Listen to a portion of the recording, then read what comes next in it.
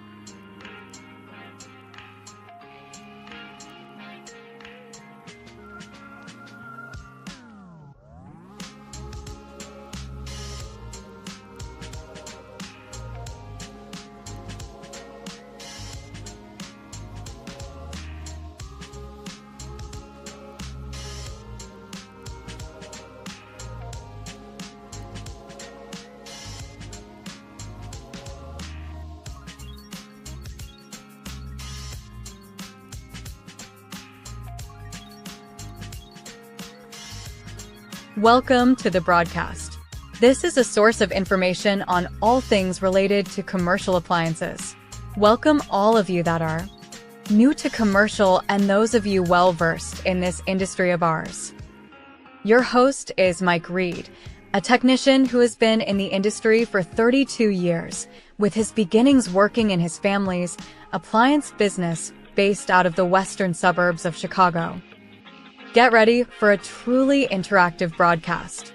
Have all your questions ready and prepare yourself to truly engage with Mike and discuss ideas on all things related to commercial appliances. Without further delay, here is your host. Welcome to the broadcast. Fair use is a legal doctrine that promotes freedom of expression by permitting the unlicensed use of copyright-protected works in certain circumstances. Section 107 of the Copyright Act provides the statutory framework for determining whether something is a fair use and identifies certain types of uses, such as criticism, comment, news reporting, teaching, scholarship, and research, as examples of activities that may qualify as fair use. Section 107 calls for consideration of the following 4 factors in evaluating a question of fair use: amount and substantiation. The answer to life's great mysteries. That man is Negrodamus. You, sir. The answer to life's great Being mysteries. involved and being active on this That man YouTube channel will is welcome back. Negrodamus. You, sir. Being involved and being active on this YouTube channel will welcome back.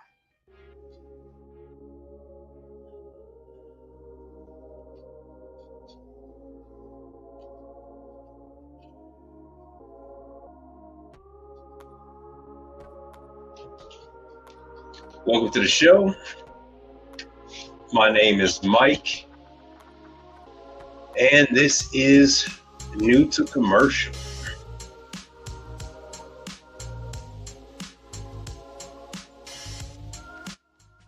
What I have here is a broadcast that is designed to inform you on all things related to the commercial appliance industry. I got a couple things I want to talk to you guys about this Monday, and it is, one is related to parts. Let me make myself a little bigger. One is related to parts. Another is related to third-party dispatching. And then that kind of ties in with Taco Bell and Pizza Hut, which is part of Yum Brands, by the way. So hold on one second. Let me get this thing going. How good of you to join us. Let me make sure I see. So we should just be on one channel today. We should just be on only one. Make sure I got this thing right. Hopefully you guys can hear me. We will later join on Instagram. So Instagram is limiting my time down to 1 hour now. So we're going to open up some packages. Before we do that, hold on one second. Let me make myself small again. All right, cool. 1 second.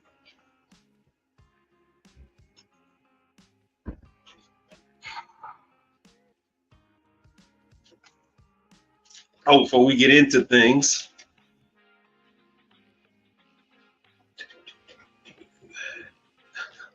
yo, I found these in the truck. If you watch my content, if you have seen the lives that I put on during the daytime, you'll see that I mentioned these. I forgot that I had these. I have so much shit. I forgot that I have these. I'm bidding on an install, and this one is going to have the subway tile that I have to drill into. And I was looking in my glove compartment, and I found these. These I always buy. I go to the clearance section at Home Depot, and I guess I have bought these for, you know, pennies on the dollar. From time to time, I'll put up on the screen, stuff like that. Finding deals at Home Depot have been few and far between lately. I bought these like a couple years ago. I still never used them. Never used them. They've actually like wilted in the in the package. Now I did buy a set from Amazon for, let me see what that was. I bought a set on Amazon for just a couple of dollars.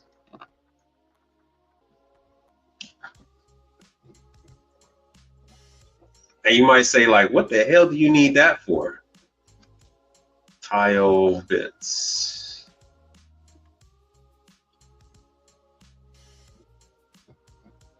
So what I need these for is drilling into that subway tile. Now, I haven't seen these before, but this is something that I have bought. No, not the whole saw ones. So on the cheap Chinese stuff, not masonry bits, the cheap Chinese ones are on Amazon.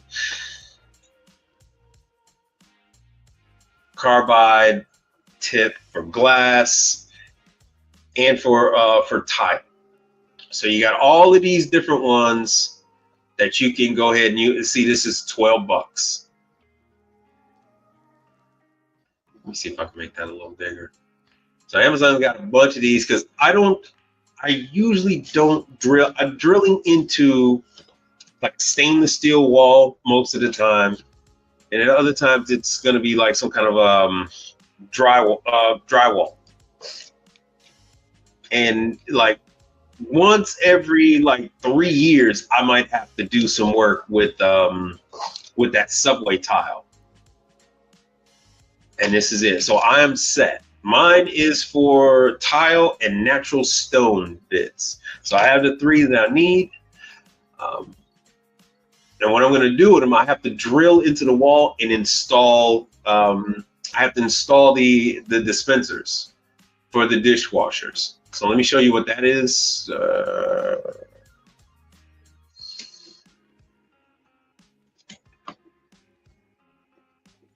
ChatGPT. Hold on.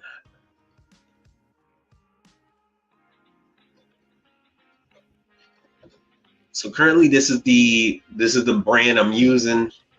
I'm not using Dima. I'm using Brightwell. Brightwell actually has, here it is for dishwasher dosing.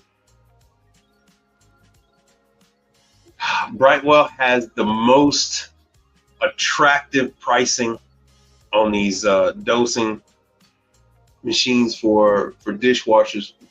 If you're going to do direct pumping of liquid, or if you're going to go with a solid chemical, and you need to hook up the doser that is going to inject. So this is the one that injects the water into the detergent, because those last a whole lot longer. So this is the, I don't put these in. I typically only do the liquid. All right, let me see here what we got. Yo, my apps, what's happening? All right, now that we got the regulars on here, now let me make sure we are, yeah, okay, so everything is synced up. Everything is in sync. Cool, we got my apps on there.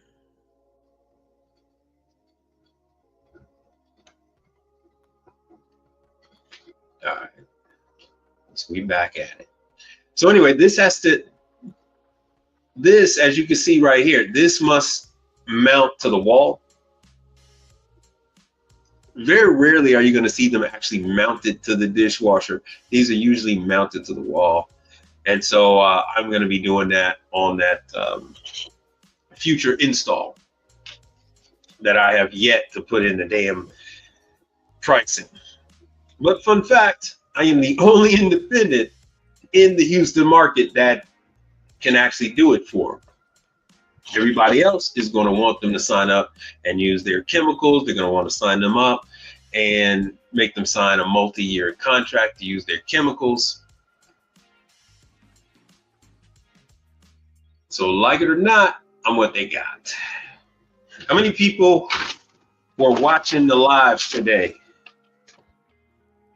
Let me see what we got here.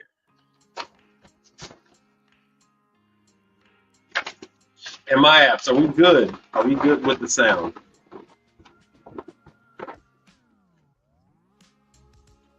You know, early on, I told you guys I really prefer not to order from Amazon.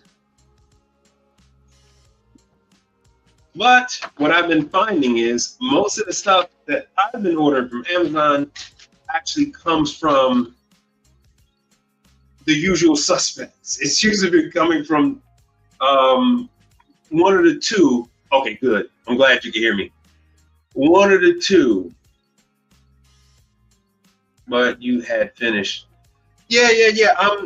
Look, man, I am moving like grease lightning, bro. I told y'all before, when I'm out there in the field, I'm out there. I don't have any technicians that work for me. If I had technicians that work for me, then I can, there would be more time spent on each job. But instead, what I'm doing is typically triage. So what this is, right? And contractor was asking me the other day, he was like, man, what's the usual problem? Look, man, on a brand new, he was asking about a convection oven. Usually, you're going to find the igniters and things like that going out on older machines. Yeah, if they've been out in the field 5 years, 7 years, 10 years, these are going to be the usual suspects. But if you have a brand new unit that goes out, these are not going to be your usual suspects. I could have swore I ordered 2 of these. Let me see what the hell they sent me. So this is for South Bend. And actually, this one, I opted not to get one from a reputable supplier. It is just an igniter, so I don't give a damn. They don't give a damn. So it's not a big deal. But when you're talking about convection motors, when you're talking about pumps, you're going to want to go ahead and pay the price for OEM. So they end up giving me from 2 different suppliers. So these are for the South Bend convection ovens. I'll just put them both in this box. Yeah, they both line up. So consumables like this, igniters and things like that, this is for a soup kitchen type of place. This is for like the men's shelter. So I'm gonna give them some like that. Yo, Mike Adams, there he is. Yo. So I'm gonna go over a few things today. Like I said, so this is for Mike Adams and my apps and everybody else is coming in. This is the other one for my Blodgetts. So I got double Blodgett convection oven, and I got double South Bend ovens. Now these are the main consumables that are wearing out. So the issue that they're having on the Blodgetts. So the Blodgetts, you know, the ovens are coming on. It's coming up the temp, but it's not lasting. It's not the fan motor. The problem you're having is it's, you know, the ignition. It's failing to reignite on on second or third go around. Most times you do want to check on that fan cycle switch on that convection fan motor, because if that fan motor is starting to fail, it will prevent the unit from starting. But this is actually striking. It's trying to strike, and it fails to do so. So one is doing it, the other one is doing it, you know, every now and then. And they have never gone and done any type of routine maintenance to this damn thing. So that is what I got to do with this sucker. And of course, the customer is asking, "Oh, what's wrong with it?" No. You gotta treat them like mushrooms. Gotta treat them like mushrooms, because they are going to undercut you every single chance they get. The minute you tell them what the hell is going on, if you tell them in layman's speech what the hell is going on, they're gonna cut you out. They're gonna cut you out. You're gonna come back to that site and, "Oh yeah, we had ordered the parts on Amazon, and we ordered the parts and we fixed it." No, you have to you got to get a little creative with your description of the parts. I'm not telling you to lie. I'm not telling you to be deceptive. I'm telling you to be creative. If you give them, there's nothing wrong with creating your own part number. There's nothing wrong with calling your part, you know, flame assembly system, or, you know, you got to be creative. My point of view is, whatever you name your components, make it something so that if this customer were to tell Blodgett what my estimate said, I would imagine that the guy on the other end would smirk and say, "Okay, yeah, you had a problem with the oven coming up the temp." "Oh yeah, how'd you know that?" "Well, the guy said flame temperature assembly, blah blah blah, and the price was X amount of dollars." That is how I get around unscrupulous customers, shall we say. Oh, moving stuff around. Unscrupulous customers. Because even though my service call fee is $210, they are willing to pay the $210 just for me to tell them what's wrong, and just so they can go ahead and try to fix it themselves. Why? Because my competitors are going to be, it's going to be more than $210 for them to come out. They're going to have a 4-hour minimum. So you got all that to deal with. So they would rather me to come out and tell them something. And then they're just going to spend their time trying to figure out how to fix themselves. I'm not in that business. I'm not in the probably I'm not in the help business. I'm in the making money business. If you call me out, you're calling me out to repair the item. You're not calling me out to give you some kind of a tech training session. It ain't that type of party. That ain't what's happening here. And for everybody that came in, How good of you to join us. thanks for coming. Thanks for being here. Give you guys a rundown on, while I pull up some other stuff, while I give you the rundown on what the hell I was doing earlier today. I had that true unit that the condenser fan motor technically wasn't running, right? So what it was is the fan blade got encased in the ice, and then the fan blade came off. I was gonna replace it. It's a small mom and pop. It's a husband and wife. Their business is struggling. They're on the verge of closing. I've done many other things for them, and they're always good to my daughter whenever she goes by there, gives her, fruit treats and stuff like that. So it's not a major repair, nothing like that. So I'll go ahead and put the damn fan blade back on there. Make sure the condenser is clean. Make sure the drain line, because what caused that buildup in that drain area, water doesn't leave the drain. True uses this U-shape. They use this U-shaped tube at the end of the drain, so the water creates a trap, just like a sink, and that prevents warm air from migrating up into the condenser, causing all kind of freaking problems. Problem with that design that they came up with is mold often accumulates in there. Not just mold, but anytime they have, like, this place serves cookies and things like that, and they don't understand that the crumbs end up in the drain.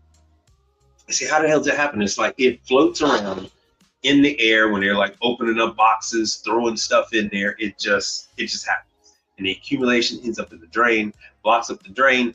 Water fills up the drain at the fan motor, stops. The water freezes. It encapsulates. It encases that fan blade, can't move, and it will.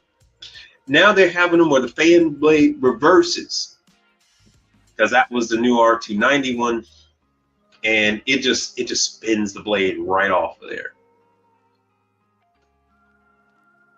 So if that was somebody, if that was an employee that, of mine, that employee would have gone out there, and yes, they would have changed the motor.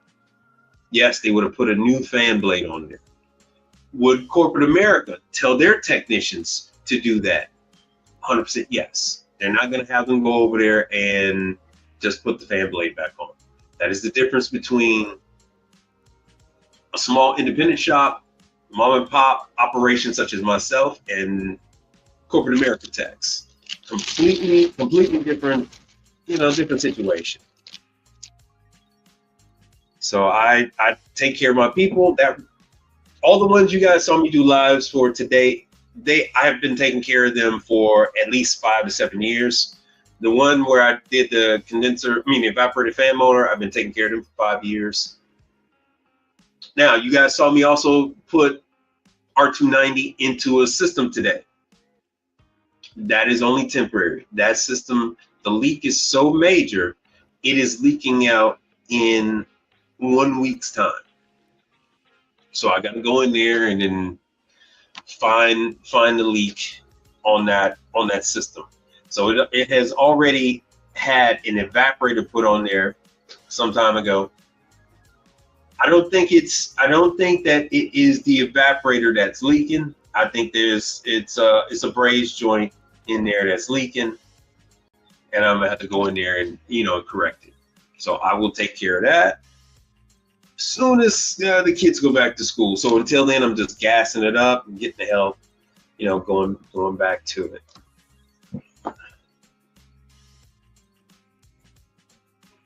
Put a 1 in the chat if you guys would like a discount on parts. Let me see you. Put a 1 in the chat if you are interested in getting better pricing on your parts. Let's see what we got going on from y'all. What is up? And how you guys doing this evening anyway? I never get a chance to actually ask you guys. You're usually sitting back in the cut, watching me on TV or something like that. All right, so we got 1. We got 1. Who else is out there? Who wants a discount on parts? You're gonna have to be interactive.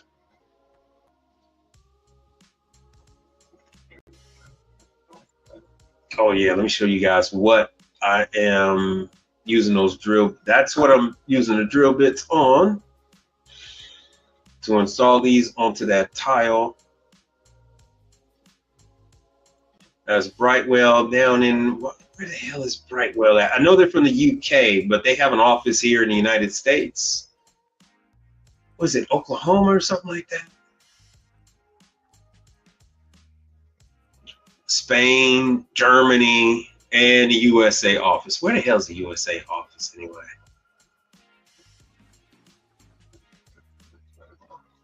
I'll show you they do laundry. Here, fun fact, because the industry has a lot to learn. All right, my apps. All right, well, we need some more people here. We got 2. Who else is interested in saving money on your next parts order? Because I'm going to give you the information to a rep at Parts House. You're going to have to call them, and you're going to need to tell them that you want the same discount that you're giving Mike Reed with Reed Appliance. You want to see a reduction in what you're paying. You want better shipping, because Amazon Prime is giving us free shipping. Parts, I ordered these parts last night, 7 p.m. and they got to me by 2 p.m. If I would have ordered them earlier in the day, say if I would have ordered them at 2, all right, okay, we got another taker. If I would have ordered these by 2 in the afternoon, they would have got to me at 7 a.m. the next day. So I explained to the parts guy, I said, hey, look, man, only way you guys can do better than that kind of situation, because parts say I want to charge $160 for next day air. I didn't pay anything for next day air from Amazon. I didn't pay anything. Now, true, these are not OEM. True, these are not from PartsTown. These are not from All Points. Let me see here. So normally you would have a PartsTown sticker. So half the time you're going to get a PartsTown sticker. Now the way you can discern if it is from like PartsTown or All Points, the pricing on the item, and then sometimes they will actually have the part number that PartsTown is using. Sometimes they actually have listed the part number that All Points is using. All right, who else we got? So we got 3 people. We got Mike Adams wants to know. We got my apps, and then we got TPH Walker. He wants the parts discount, because you need to call this guy Let me pull him up. You can call his ass because he made me all kind of promises that he was going to get me the best pricing. Now, I hear this quite a bit. You know, This is it. I'm telling you, this is it. these guys, they go in women, because before this guy, it was a woman, and she promised me the world. She said she was going to get me this and get me that, and she was going to match internet pricing and yada, yada, yada, yada. Come on now, who else we got? Oh, Untamed Kango. All right, so we got 4. We got 4. So let me give you this stuff. Let me pop it up in the chat. This guy's name is Ryan. Zoot Suit Ryan. His name is Ryan Nowak.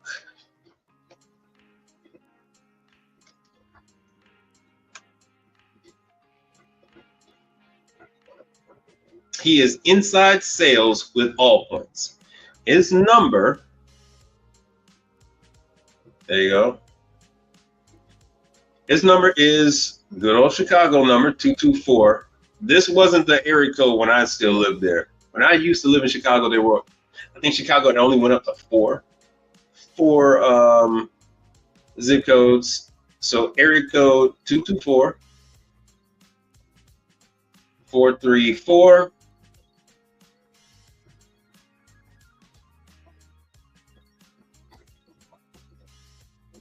3146. So do me a favor, blow this guy up, tell him you want the best price possible. If you already have an Allpoints account, so be it. Tell him you said you were going to make, you said you were going to reduce prices. You said you were going to spur some sales. So let's see it. His number is 224 434 3146. Ryan Nowak. His name is Ryan Nowak. 224 434 3146. Here's his email. He's with Allpoints. Allpoints does have OEM parts. They also have aftermarket. So if you want the OEM, they will get you that. If you have questions on part numbers, what parts you actually need for the item, as long as you have the model and serial number, you can call Allpoints, and Allpoints will track down the parts for you. They will drop ship them from the factory. If it is not available, they will drop ship them from the factory. Now, fun fact, I didn't tell him I was going to do this. So here's his email, rnowak@allpointsfps.com. And you'll notice anything associated with Allpoints, Franklin Printing Services, or whatever the hell the parent company is. It's like Franklin Machines or something like that. They own Tundra. So hold on, let's get into it.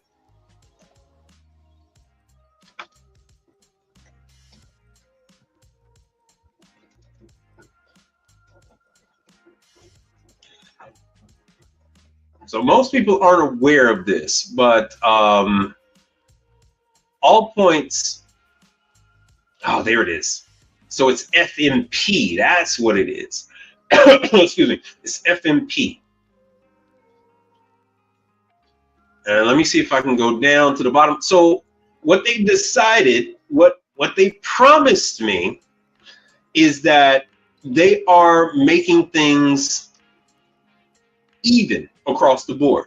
My issue with Allpoints was I call All Points. I would go to All Points, and let me see if I can find it. Let me see if it's in the about. I would go to All Points. In All Points, see there, yeah, Tundra FMP. I would go to All Points. I would look at a part, or they would tell me they had a part. I would put in that same part number online, just like the customer does to us, and it would come up. It would come up on Tundra's site for less money. You can go ahead and set up an account for free with Tundra. You could fill out the paperwork for your tax exempt, for your sales tax exempt, and then you'll be able to get it taxed, without the sales taxes on it. They also would ship to me a lot less expensive than All Points, and it would, like I said, it would come quicker. I brought this up to All Points, and for years they would deny any association with Tundra. You order the parts, and the parts come with All Point. It comes with the All Point labels on it. It comes with all the numbers on it. Come everything, All Points. So finally, in the last year, they finally admitted to it, and they said that, hey, we're going to make the pricing, we're going to match. All Points say, hey, we're going to match what Tundra is doing. Hold on, let me see. Let me go into parts. Here it is in parts. Ice machine parts. We'll do that. And so they said, okay, we're going to match what Tundra is doing. We're going to match it.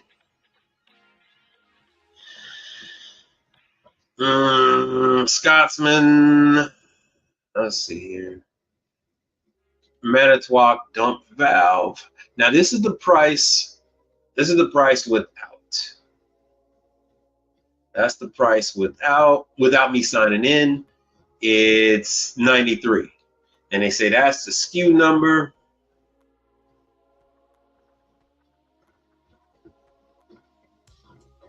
Was it 93.38? Now I didn't log in. My price would be a lot better if I log in.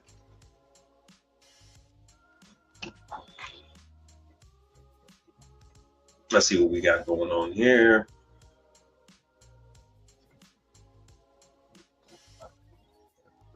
Come on. It's a dump valve. It gives me the pricing. Right. So, here it is. Parts FPS. Parts FPS. All right. I'm doing it. I've been watching these damn YouTube videos. They talk about Dr. Umar. Parts FPS. All right, what the hell is this email? All Points. What does that say? Does it say FPS? Now, he swore, yes, FPS. That's what it says. It says Art Nowak at All Points FPS. What does that say? Parts FPS. Now, what he's telling me, he's denying that Parts FPS has anything to do with Tundra. He's saying it has nothing to do. He says it has nothing to do with there it is, parts. He said it has nothing to do with All Points. Fun fact, when I order from these guys, they're telling me they're cracking down on this. Cracking down. Sure the hell don't look like they're cracking down on it to me. So you can call our good old buddy Ryan Nowak 224-434-3146, and you can email him and say, hey, Ryan, Zoot Suit Ryan, hey man, I want you to do better. I want you to start matching some of these other prices that are out here. I need you to match the shipping. I need you, they say it's in stock. They say it's in stock. They're using the all points. What was this? This is part number 14. Hold on, let me copy that. Let me copy this. That's the part number, right? That's the part number. So what is, this is the part number, my bad. This is the part number, Tundra. Let me do that one then. Let me go back. Sorry, I'm using this damn Apple and it keeps flipping. So let me go into Tundra. Wrong Tundra, damn it. Let me put in that part number. Looky here. Looky here. So I put in that part number. It's an all points part number. It takes me right to, well, that's their SKU number. It's taking me right to this one. This is what, well, I guess this is the Manitowoc number. He's telling me that he can combat, he's telling me he can do better with this pricing. He's telling me he can make it where all points price is going to be more attractive than what you're getting here. So it's up to you. If you want better pricing, give him a call, because he don't think that you guys exist. I told him there are 800 technicians out there that are looking for better pricing, and he thinks I am telling him a fairy tale. He thinks you guys are like the Easter Bunny. He don't think you guys exist. So this is Parts FPS. Hold on, let me see what damn, I want to say Speed Queen. Amazon. Like I said, I'm not that hot on Amazon, but what the hell is this going to be under? I'm not that hot on Amazon, but I need my stuff right away. Damn, that's the wrong thing. I need my stuff right away. And when it's something simple like a dump valve, when it's something simple like that, see, here it is on Amazon, it's 89 bucks. Even on Amazon, it's 89. On Amazon, they're trying to say it's 89. Free delivery, but let me see here. I'm not logged in. Oh no, yeah, I'm not logged in.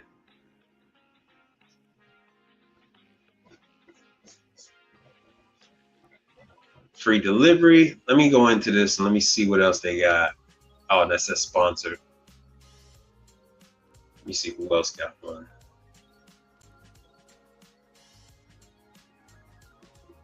And if you guys know anything about these damn Manitowoc valves, these mother suckers are super expensive. When you go into Baker to go and pick up this funky little valve, instead of it being $16 like this, it's like $116. It is outrageous.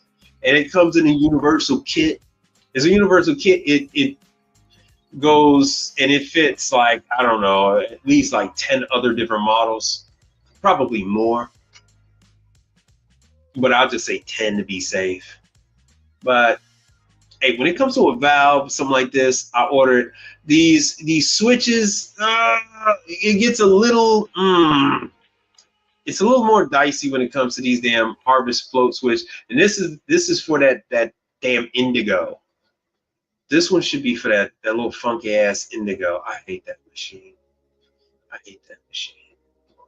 Yeah, all these are for the little under counter, 140 pound, 240, 300. These are for that damn indigo. The reason why I shy away from third party aftermarket floats and switches and stuff like that Sometimes they might, the material they might use might just attract scale. Sometimes the units might even, I mean, I guess they've gotten a hold of doing better. But I'd hate to put on a damn float and then have to come back a week later because the float is acting up. So I'd rather, when it comes to floats, I'd rather just go ahead and get an OEM. But when it comes to fill valves, dump valves, that kind of stuff, I really don't have a problem with using an aftermarket valve. I really don't see an issue with it. Half the time they're out of the same damn factory. I cannot say the same thing about float switches. Can't say the same thing about bend switches. Those I'd rather use OEM stuff. So there you go. You got Ryan's number. Show me in the chat how many people are going to call Ryan and demand that he give you the Mike Reed discount. Show of solidarity in the chat. Let me see you. Show your boys something. Let me know you exist. Put something in the chat. 1, 2, 3, ABC. Put something in the chat. Let me see what you guys got going on.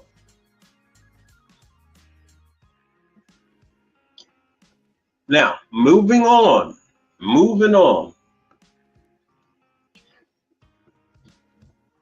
Your boy at Kevin Tate, Learn to Trade. His channel is Learn to Trade. I put up the promo video for him sometimes at the beginning of my show, sometimes at the end. He's a supporter of the channel. He's an all-around good person, veteran, and he's helping a lot of people. He recommends Vixo. When you talk to 7-Eleven, let me show you something. I didn't get a chance to put in none of my stuff. All right, let me go to 7-Eleven.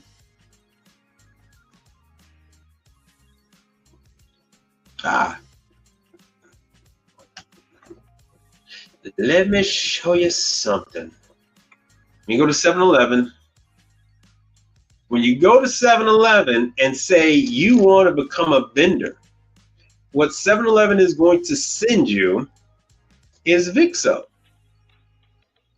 Franchise, our business model, about 7-Eleven, maybe it's under about.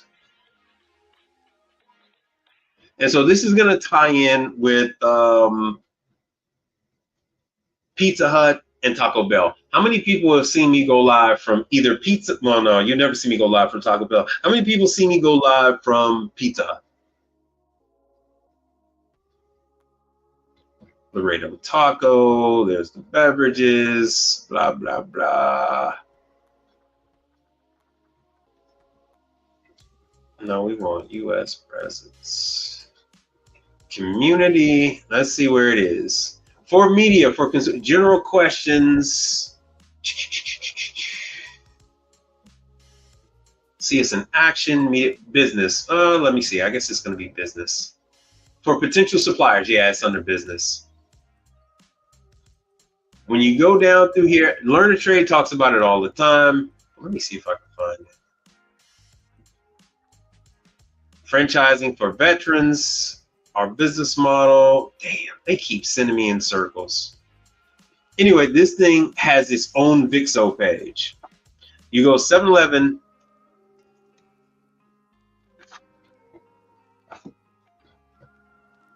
You go to 7-Eleven and it's going to take you right to this damn. It's going to take you right to this damn page.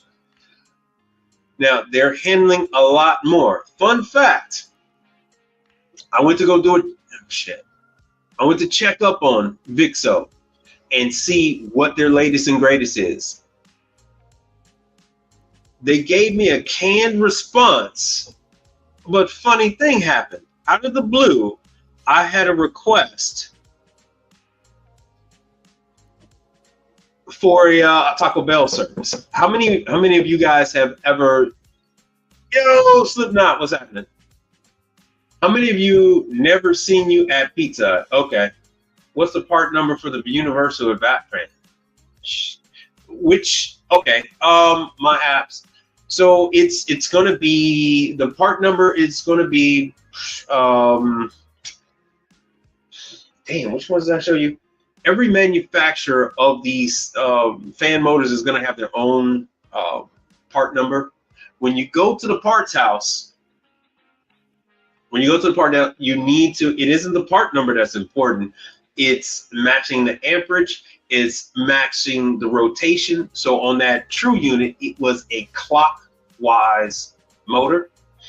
It was, what was it, like 0.6 amps? It was a 9-watt motor, and it's 1,550 rotations per minute on the fan motor. That's for True. Other units are going to have different speeds. Some are going to be counterclockwise, so you can't just use the same motor everywhere.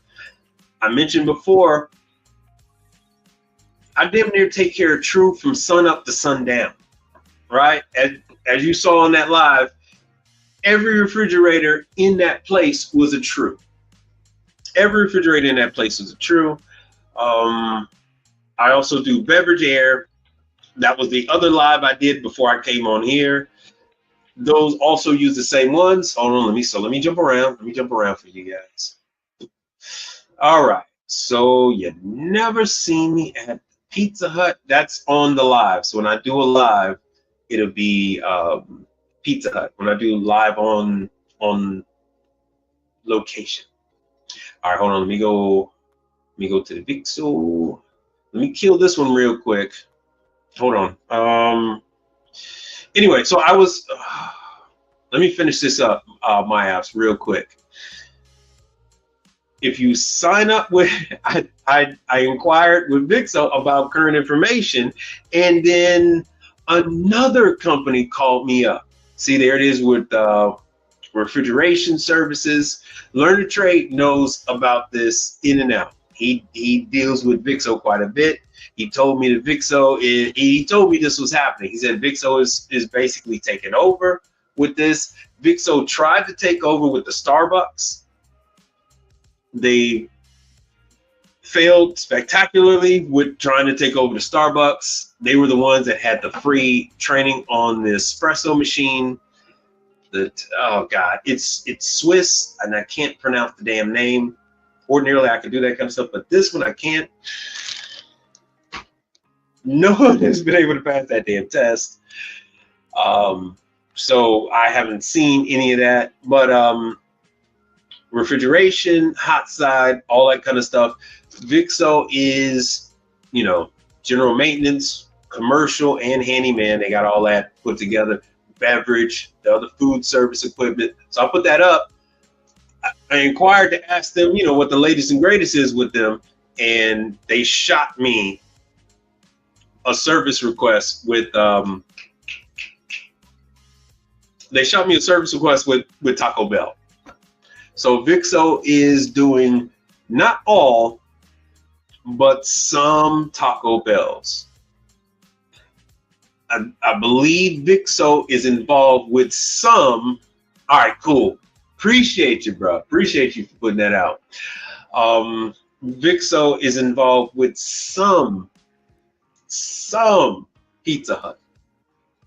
Not all. Let me see here. Dang, because I'm trying to think of the other company. It is SOS. So SOS Maintenance is one of the companies providing dispatch services for Pizza Hut.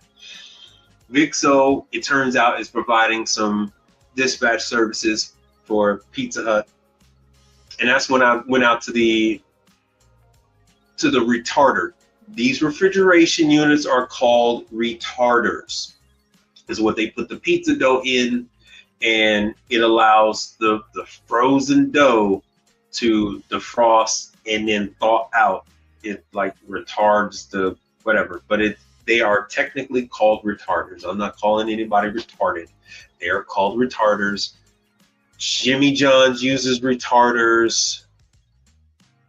Pizza Hut uses retarders.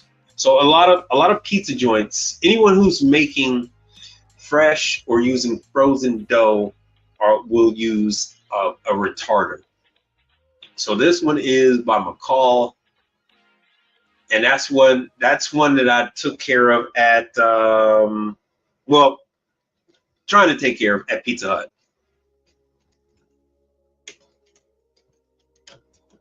How many of you heard of McCall refrigerators? They have the Manitowoc symbol. Uh-oh. So it looks like Manitowoc. Macallan, I don't want no damn Macallan. Hold on.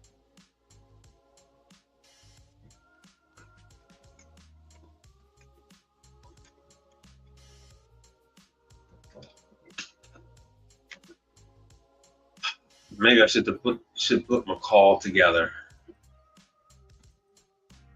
Come on, come on, come on, come on, come on, come on. Let me just go to this one. So here's McCall by Delafield, right? So they're, I believe this is the, you know, it's technically, if you go way back, it's actually a Manitowoc refrigerator, then became a Delafield fridge. Well, yeah. If you go way back, so it's owned by Delafield and what used to be, Delafield and Manitowoc used to be together. And I guess Manitowoc didn't hold on to the McCall brand. I find that quite interesting. I would have thought they would have, especially now that they've been spun off from Delafield and the rest of them. But this is, yeah, it looks like a Trauson, doesn't it? Looks like a Trauson. Oh, let me make that bigger so you guys can see it. My bad. Looks like a Trauson, but it is McCall. Let me see if I can get to this damn website.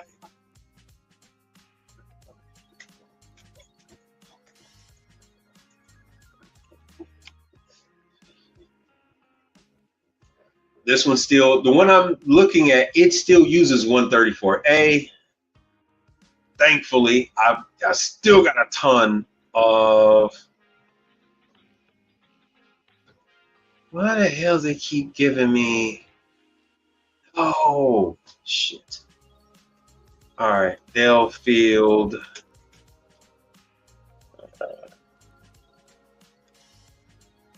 And McCall.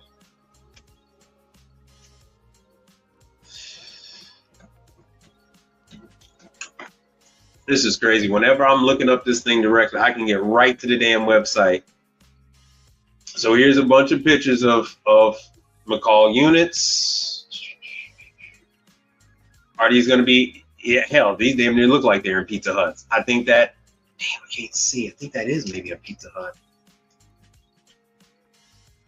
And they have the snowflake emblem. These don't, but yeah, here's a look at McCall by Delafield Refrigeration, retarder units, blah, blah, blah.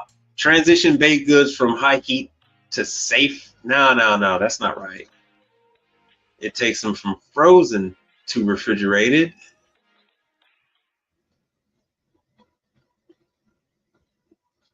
Let me see if I could go through, let me go to parts down and then go back up that way.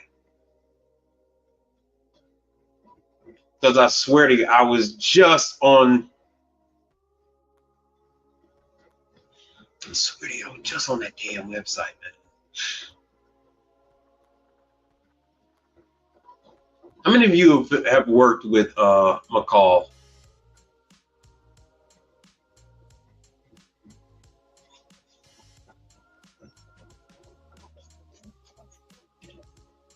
So these are going to have the condenser mounted above the box, evaporator inside. So manufacturer MCC, but they're still using the Delafield. So MCC for McCall. Let's see here. Here's the evaporators. Not bad. It would be nice if they were more like 600 bucks. Well, I'm not signed in. Would be nice if they were more like 600.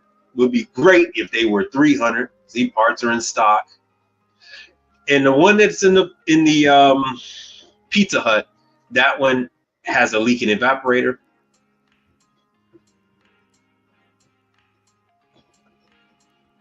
And the previous company was going over there gassing it up. They have been gassing it up for years. See if I can find the damn McCall. Let me see if I can find it.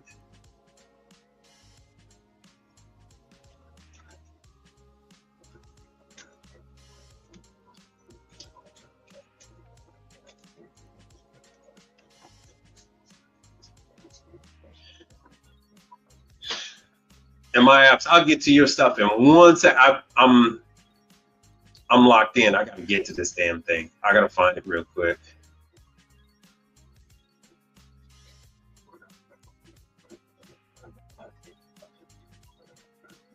No, I swear to you, I just had this thing. I was just on the damn thing yesterday.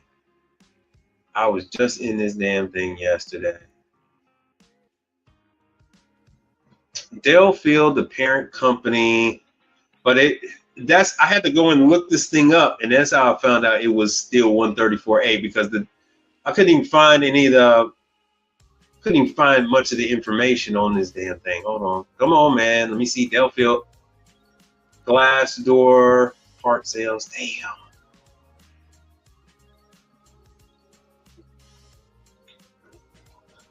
Because I know for a fact the site is still up. Oh, this one brings me to this. Oh, yeah. Shout out to NorCal Dave. I actually found the catalog. I have this catalog thanks to NorCal Dave. And it's got all the parts in here for the refrigeration. Now, RHS is out of California, but they will ship to you. They still have catalogs. Look how thick that damn catalog is. They still have catalogs. And then they have the supplement. This brings you back to the old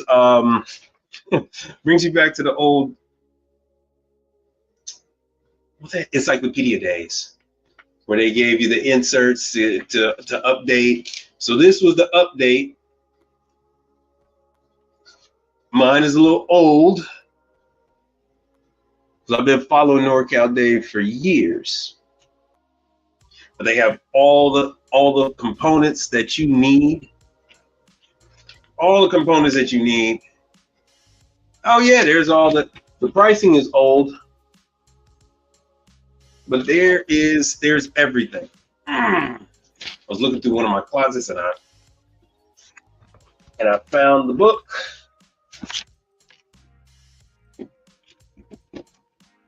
I know there's quite a few of you that are highly religious, so I will refrain from saying what I really want to. I'll just say it is the encyclopedia of refrigeration, walk-ins, all that kind of good stuff.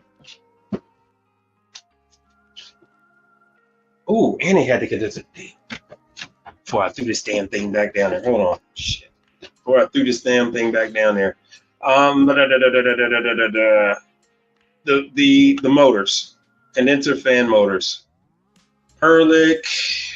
Shit. All right, hold on one second. Oh, here we go. See, there are a number of universal motors. Now, these motors are used as condenser motors, and some are used as evaporator fan motors. You will see fewer and fewer of these used on units because they are, one, not energy efficient. Two, they are not fire resistant. They are There's no the newer ones you're gonna see have like a green. Sometimes they have a blue seal where the fan blade goes, and those are designed to not create any spark, arc, or anything like that to catch anything on fire. So you will see fewer and fewer of those. So unit bearing motors. So in the same book, like I said, this is NorCal's index, right? They're everywhere in various different fan blades. This is how the business operates. The business operates, they just pick the components out of a catalog. The manufacturers pick components out of what they're looking for. The manufacturers typically do not make the equipment, because I have to stop myself. True has their own line. Yo, Brother Frank, True Manufacturing has their own line of components now. So the actual fan motors come branded True on them. Brother Frank. How good of you to join us. Thank you for being here, brother. Being involved and being active on his YouTube channel. Well, welcome back. And this is crazy because I just had that McCall. So we'll go to refrigeration hardware supply. That's what you saw. Here are the McCall parts, door hinge. And like I said, if I need the evaporator, they got it. Capillary tubes. It's all decent price. Let me make this big and me smaller. Oh yeah, it delayed you quite a bit. Was it in Texas? Was it in Louisiana? Was it in Oklahoma? Where were you at, man? Where were you at? It sounds like it was probably for an air conditioning unit.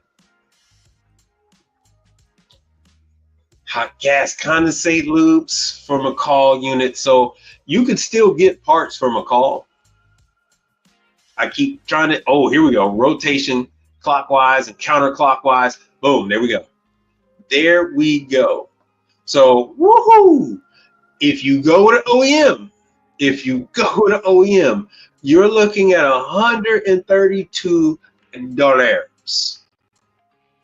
$132.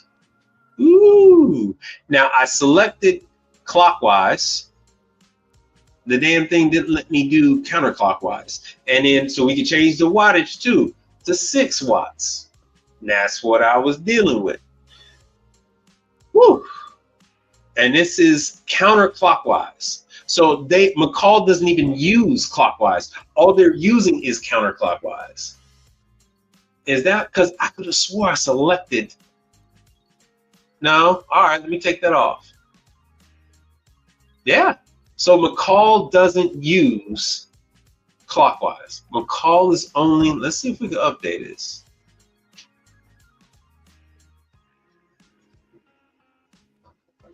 So they have it in Colorado, they have it in California. The 230 volt, those are usually going to be freezers. When you see a refrigeration unit that's 230 volt, that's going to be, and it's a standalone, that's going to be freezer. Let me see if I'm curious now. So my apps, do not buy that part. I'm just showing you that, you know, that's what you're looking at for those. Let me see if there was one in clockwise. So when you go with clockwise, you're going to end up with these strictly evaporator fan motors. Not like that one that you saw. The other one that is counterclockwise, that one is used as a condenser motor or an evaporator motor. These that you see here are not used as condenser motors. These are exclusively used. What the hell is that gearbox doing in there? These are exclusively used as evaporator motors. And once again, I showed you guys you can get them from United Refrigeration. You can get them from a number of places. And these, I haven't signed in. I haven't used my account with RHS in years, so I wouldn't expect for my price to change from this. I would not expect it to change from this. Yo, CEO Jakes. Oh, you were in Tyler, Texas. Okay, so you was way north. So that is, Tyler is what, 3.5 hours north of Houston. Oh, the Joker was on the roof. Yeah, no, thank you. No, thank you. No, thank you. No, thank you. No, thank you. Hey, quick question. Are you using that ladder winch deal? What? Let me see. Hold on. What's there?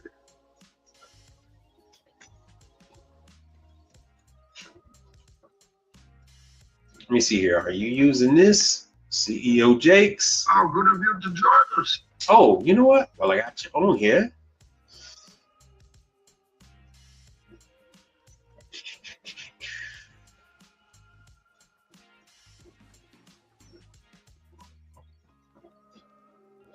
Booyaka.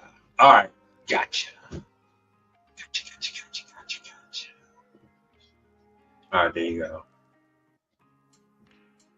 Oh, no problem, man.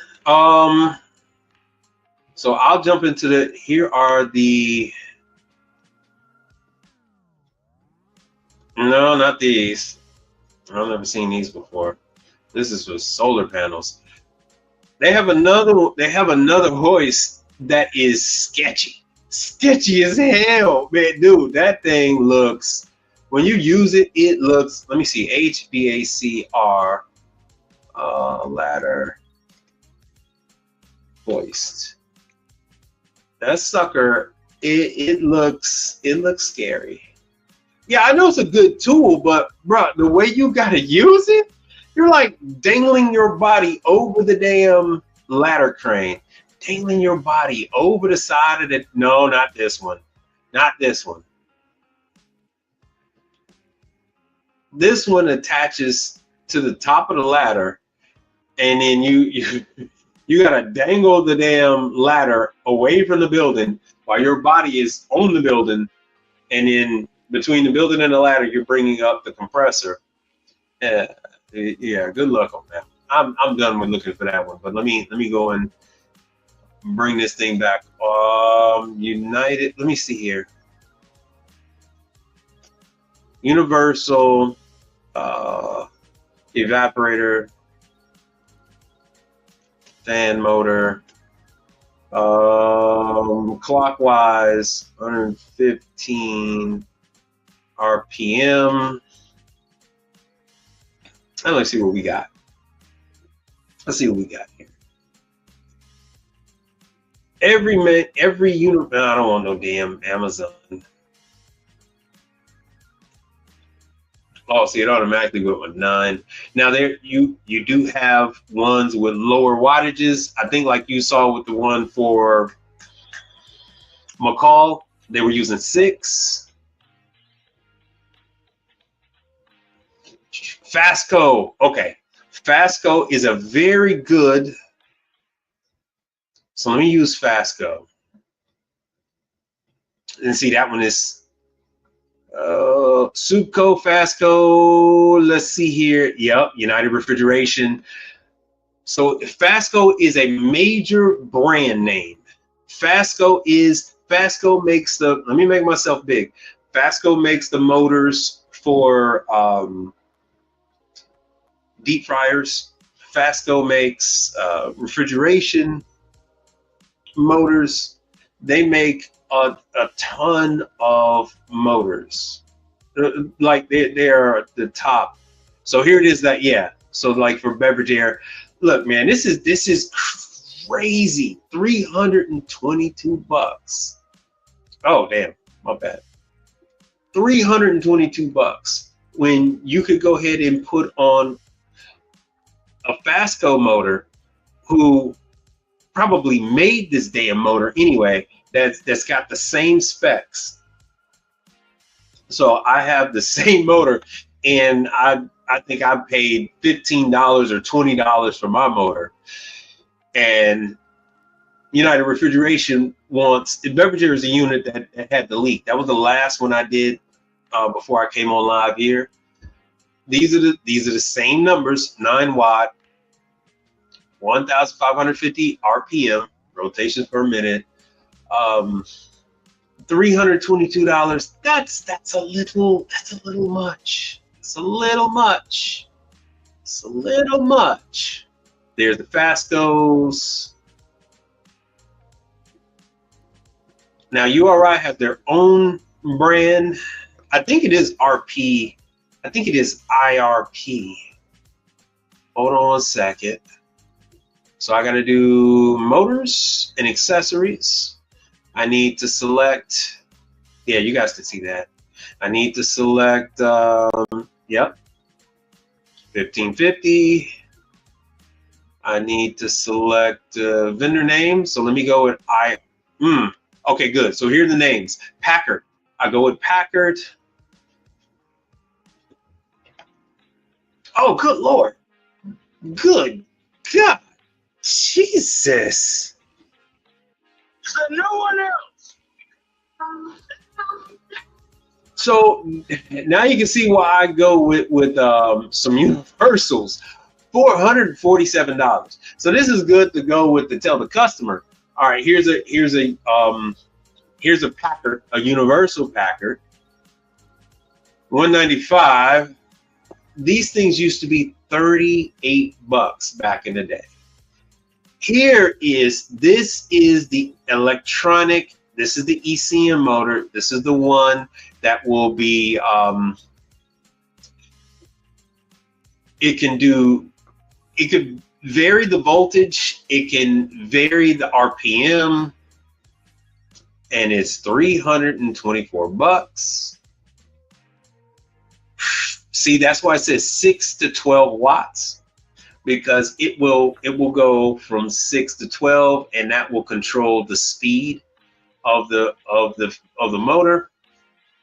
I never intended for this to be a parts training class. And you can see here, like this one is hard to put into various units, because that motor is, well, yeah, it is a 50 watt. And that's some of the things you have to deal with. Some of these damn motors are just going to be too big.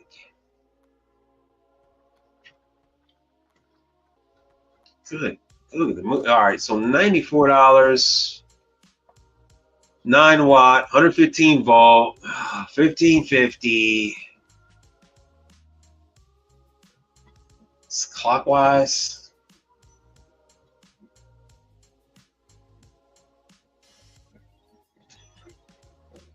Let me go back to this damn list and let's pick some others. Good Lord. I don't want ECM because ECM is going to be high as hell. Oh, speeds. No. Voltage. We'll go with 115 volts. We're going to get rid of Packard.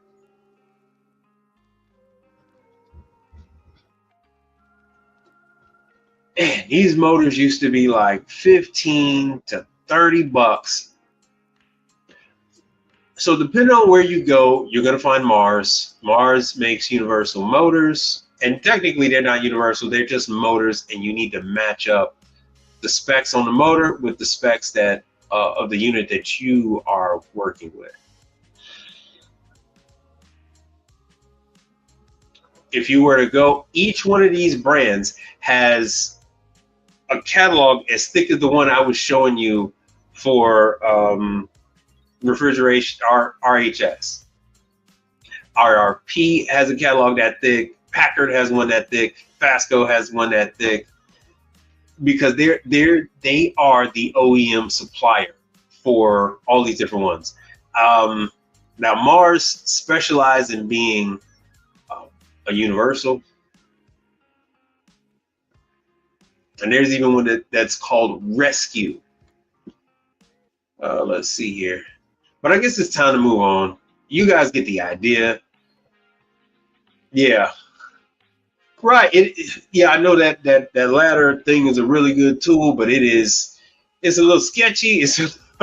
little sketchy. It's expensive, and I don't like going onto the damn roof. Some Wick have them at 900 to 1,200 each. Yeah, I know some, because they are. You can. I mean, this is just United Refrigeration. You can go to Johnstone. Johnstone carries Universal Motors.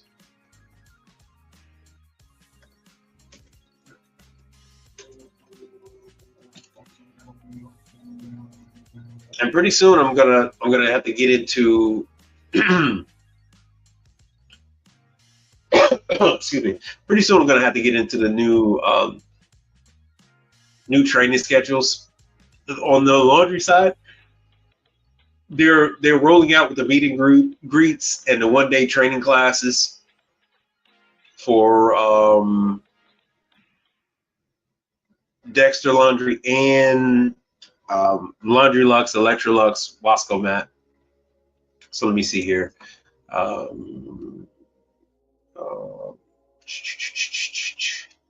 EFAP motor. There you go.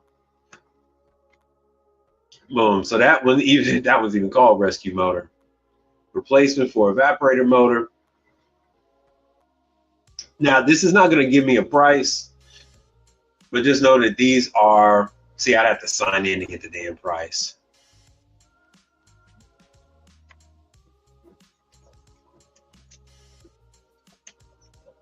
I got fan motor.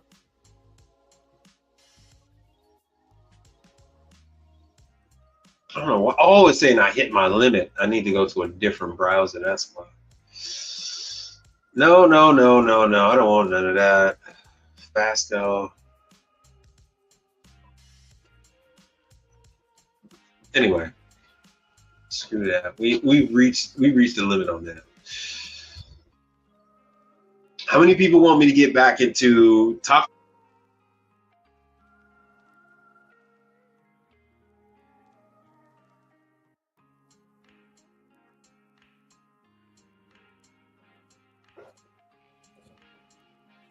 How many people are interested in Taco Bell and Pizza Hut information? I think I lost my mic. Sorry about that. Taco Bell and Pizza Hut. Who's interested? Who wants to know? Who wants to hear some information on Taco Bell?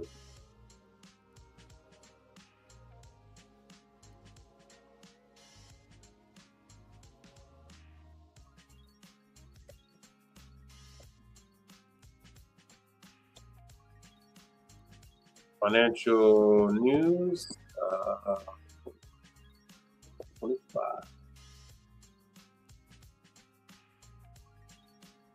Let's see what we got.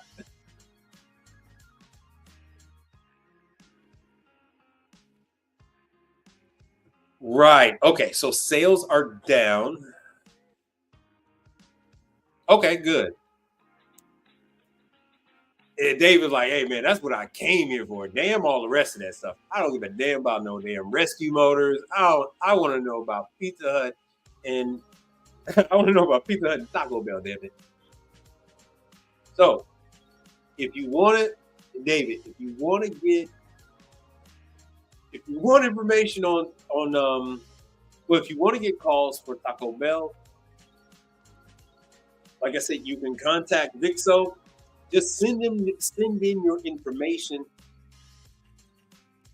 Vixo is passing on our information to other service providers, other dispatch companies. These sons of bitches had the nerve to ask would I go over there for free.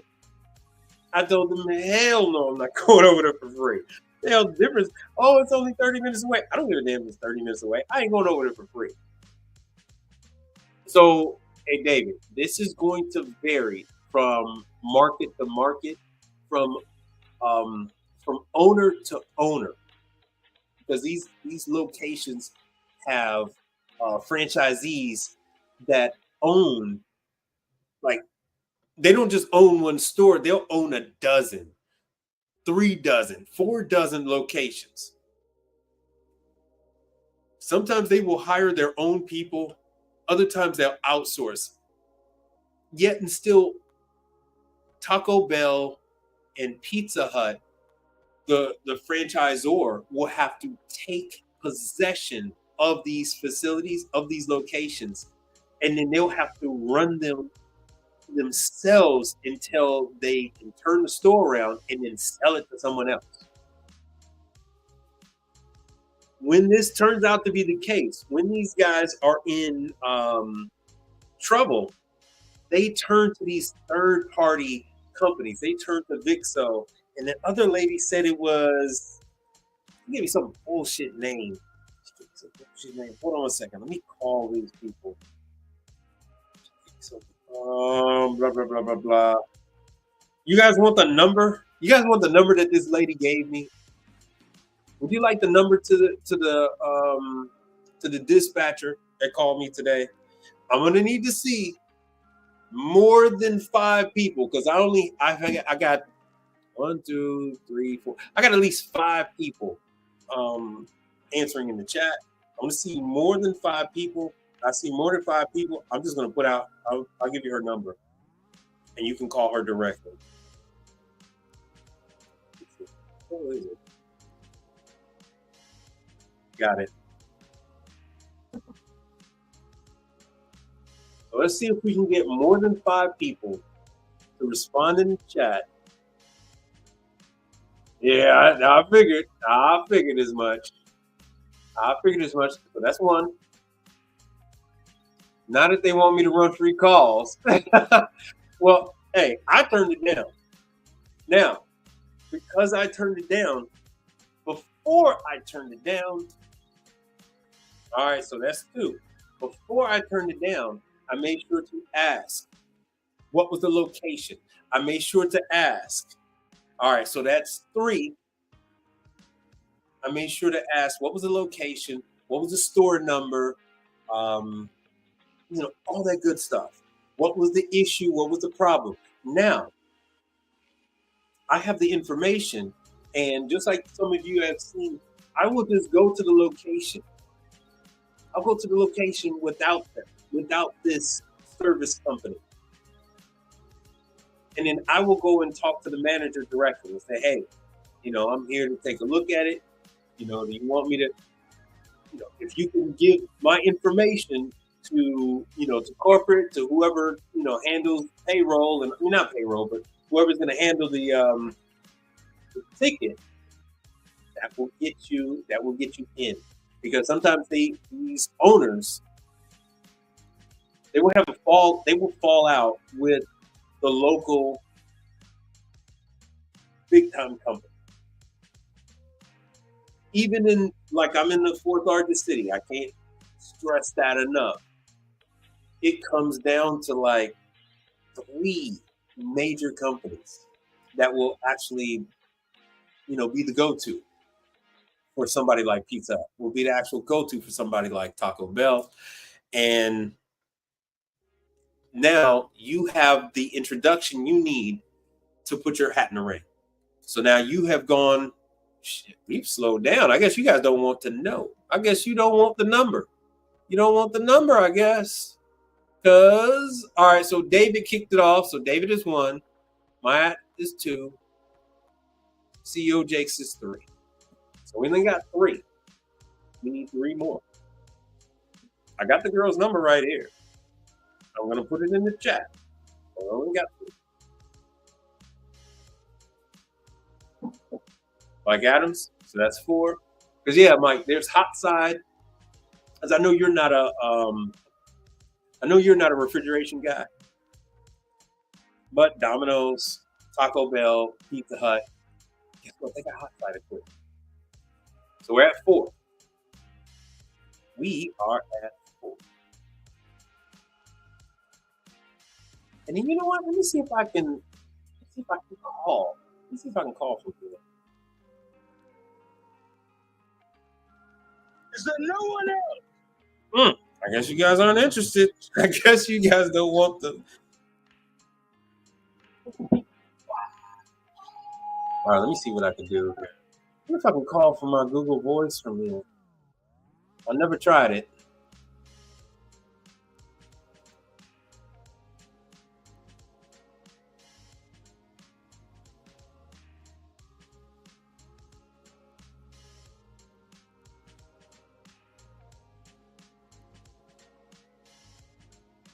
We got 5? The hell, we got 5.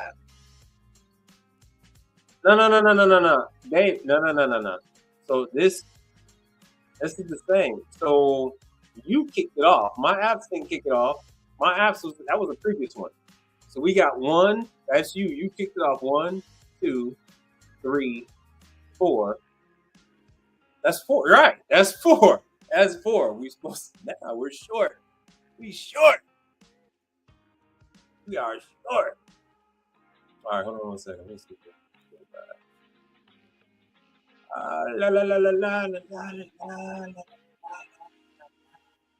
If I can make a phone call, your browser might prevent calls from ringing. Let's see if I can do something here. Hold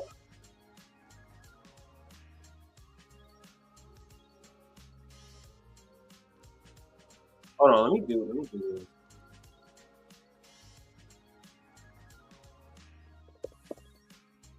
See if that works.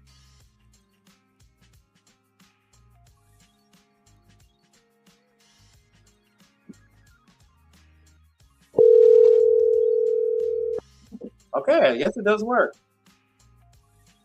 Were you guys able to hear the phone, a phone ringing? Were you guys able to hear that?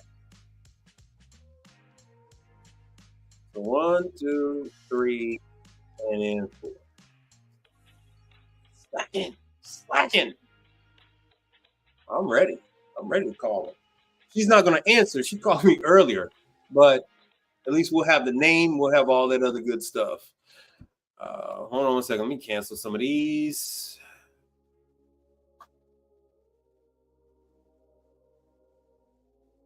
We don't need these anymore. Oh, shit. My bad. Okay, good. Because that's my first time trying it. All right, cool. That was my first time trying it. So I'll put the phone number in there, and then we will give that a try. Hold on. While we waiting, Pizza Hut revenue. All right, 2025. Let's see what we got. 2025. Keep it alive. No, we don't want. Do we want to try this?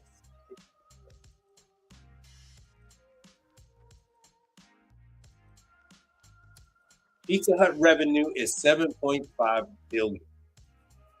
Now everybody is crying and whining, talking about how Pizza Hut is on its way out. Pizza Hut is doomed. Well, guess what? You can ride that $7.5 billion wave until it crests. All right, surf that mother sucker until you can't surf it no more. All right, so it's not like there's some struggling company. You're going to have locations that are doing extremely well, and you're going to have some that are, flailing. As it says right here, Pizza Hut is down 30%. Their revenue growth is down 30%. What did I tell you guys before? If you've been paying attention to my channel for any length of time, I like to dive into these companies and go over their numbers. Let's see here. We're even talking about the stocks. Still, Pizza Hut is going to be under Yum Brands.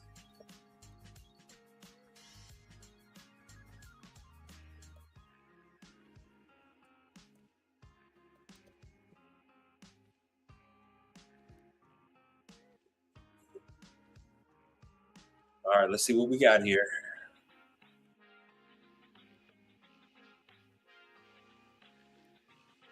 So Pizza Hut is, the chart don't look too hot.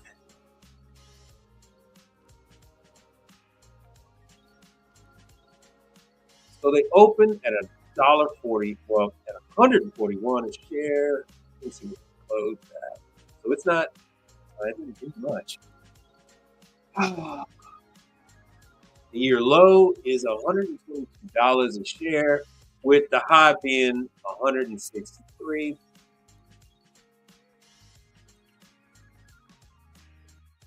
So it's steady as she goes. It's steady as she goes. Ride the damn wave. Individual franchisees are going under. The stores are a hot freaking mess. The stores are a hot mess. There are a number of YouTube channels out there that have done stories on Pizza Hut saying that it's just an afterthought from Pepsi. And saying, it was just a way for Pepsi to move beverages. And they didn't really care about the brand. They didn't really care about the locations. And that is just insane, being that they're bringing in $7 billion. All right, $7 billion. And stock price is $141 a share. Numbers are still decent. Now, Yum Brands isn't just, it's a number of different locations. It isn't just Pizza Hut. It's what is Yum Brands? I think Yum Brands is about six different food establishments. We're going to Yum. Hold on, we're going to Yum because you guys are quiet.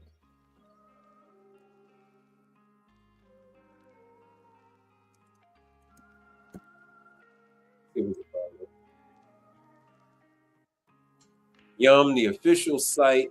There it is. I have a Yum number. I have my 4-digit number. It starts with a Y. Yeah, I should have just went to the damn site. So yeah, that's right. Kentucky Fried Chicken, Taco Bell, Pizza Hut, and I have yet to see a Habit Burger. They wanted into the burger business so freaking bad. And so this is a pretty good example of a Pizza Hut location. You can't really see it with her hat, but that's a pretty good thing. TGI Fridays, for the most part, is damn near all but gone in my market. The one that is 7 to 8 minutes away from my house has been closed for like over a year. TGI Fridays was a place that, people my age group used to go to. It was a thing. I remember their expansion. Back then it was Bennigan's battling against TGI Fridays. TGI Fridays was the date night spot. TGI Fridays stayed open late. It was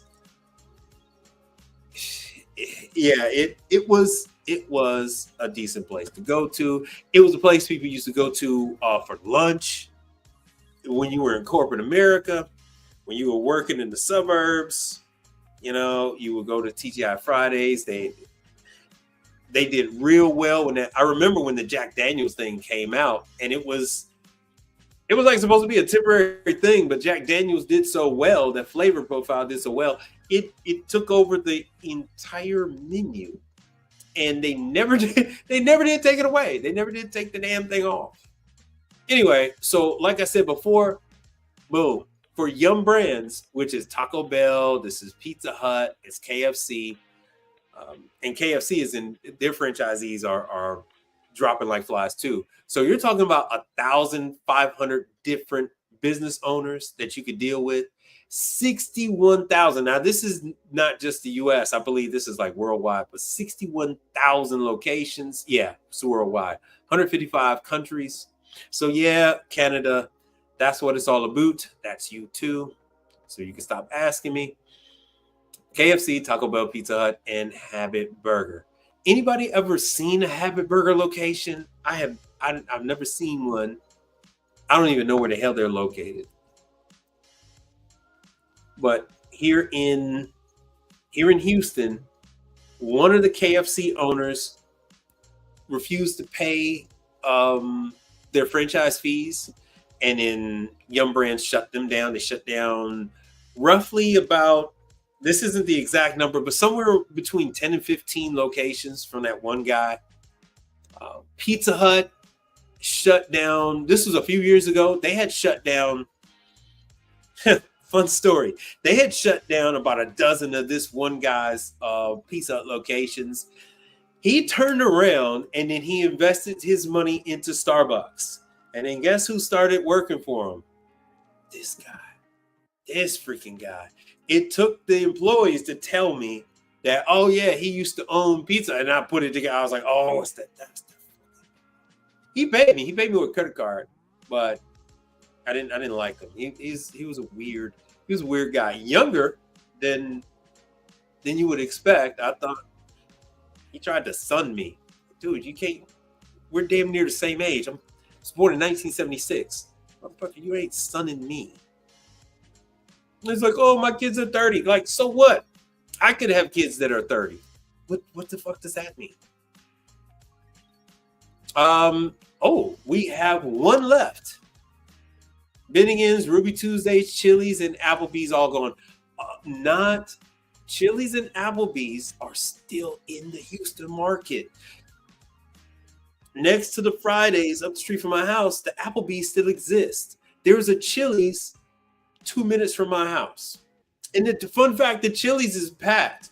The Chili's is always packed. Plus, they have the ghost kitchen operating outside of the Chili's. So here in Houston, we got Chili's, we have Applebee's, no Bennigan's. I don't know what the hell happened with Ruby Tuesdays. And so I guess you guys didn't want me to make that damn phone call. Y'all tripping. It's been tripping.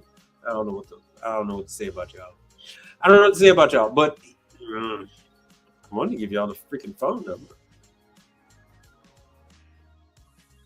Let me see here. I guess I can. In the DMV, there is an Applebee's in Bowie. Hold on 1 second. Let me see something.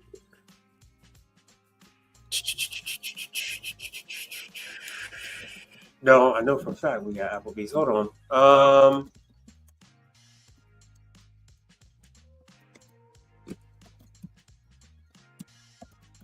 Shoot. Supposed to say Applebee's near me, damn it. Supposed to say Applebee's. Houlihan's! I forgot about Houlihan's. Houlihan's was just like Bennigan's, just like Fridays. Houlihan's. Oh, man.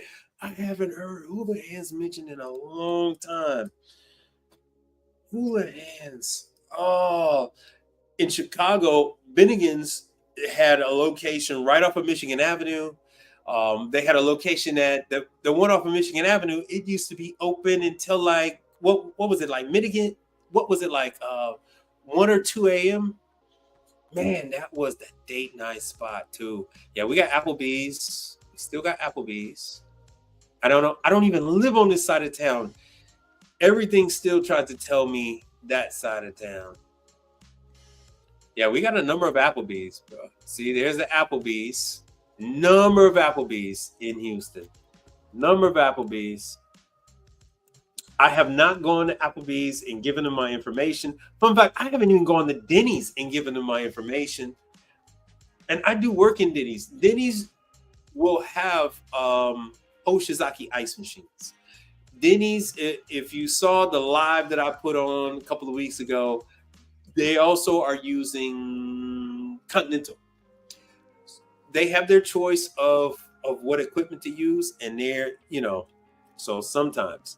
Let me see if they got a Ruby Tuesdays. Let's see here. I don't know. Hold on 1 second.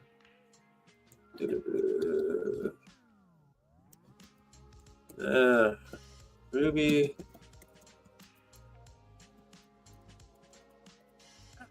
Near me. Now in Chicago, we used to have Ruby Tuesdays next to movie theaters. See, there's still a number of Ruby Tuesdays out there, man. A number of Ruby Tuesdays. So none in Houston. So they got the hell out of there. So they're east. They are east. And it looks like, are they still in Chicago? No, they vacated the premises. Downstate Illinois, though, of course, they would be over by St. Louis.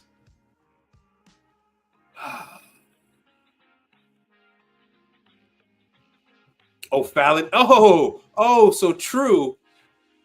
O'Fallon is where True Manufacturing is. And so True got a Ruby Tuesdays. So if you want to catch up with some of them at True, going over to Ruby Tuesdays. Yes, Alex, I have a question about Hapco from a new guy to the industry. Perfect. How good of you to join us. Good. They told me, as in, well, not they, Rob. Rob told me I need to be able to work on R290. What does this mean exactly? Well, that is okay. Rob does not want that is so weird. I don't know what Rob is playing at. When you work on Hapco units, they're not having you do any work with the sealed system. They're not having you change any compressors. The Hapco unit is a cassette. You just need to pull the unit out, disconnect the controls, disconnect the sensing controls inside the cabinet. It is just a box where the condenser unit slides in and out from the bottom. Hold on 1 second. Let me see.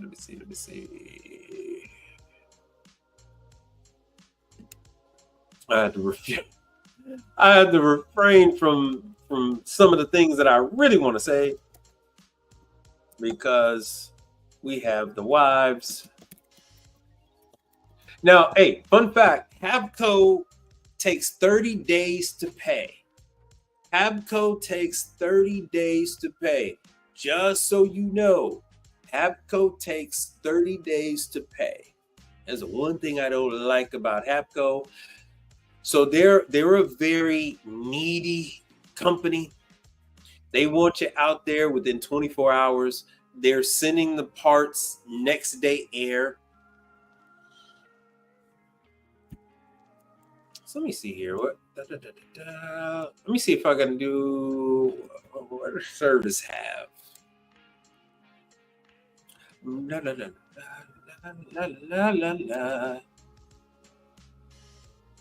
Yeah, I was.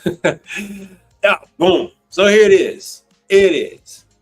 There it is. Bam. And you say, damn, this is a dope jam. Now let's define the terms. Now, what is this? What is this right there? What are we looking at? Did I not just spend all this time? Oh, good Lord. All right, Alex. You want to buy a pin style leak detector to test before opening the grill? Opening the grill? Yeah, okay. So here's the fun fact. Yes. Well, technically, that is a condenser. The evaporator is here. The evaporator is on the back side. So this side is where the compressor is. That's the condenser fan motor, and that is the condenser. That is the same style condenser wrapped in stainless steel, those plates that they used to have back in the 60s and 70s and before. So this has not, this is tried and true. So, this is that they use the plate to dissipate the heat. And back when I was 15, that used to wrap the interior of the freezer section. And so instead of that being the condenser, that used to be the evaporator side. And then it would like freeze the whole, upper section. And then,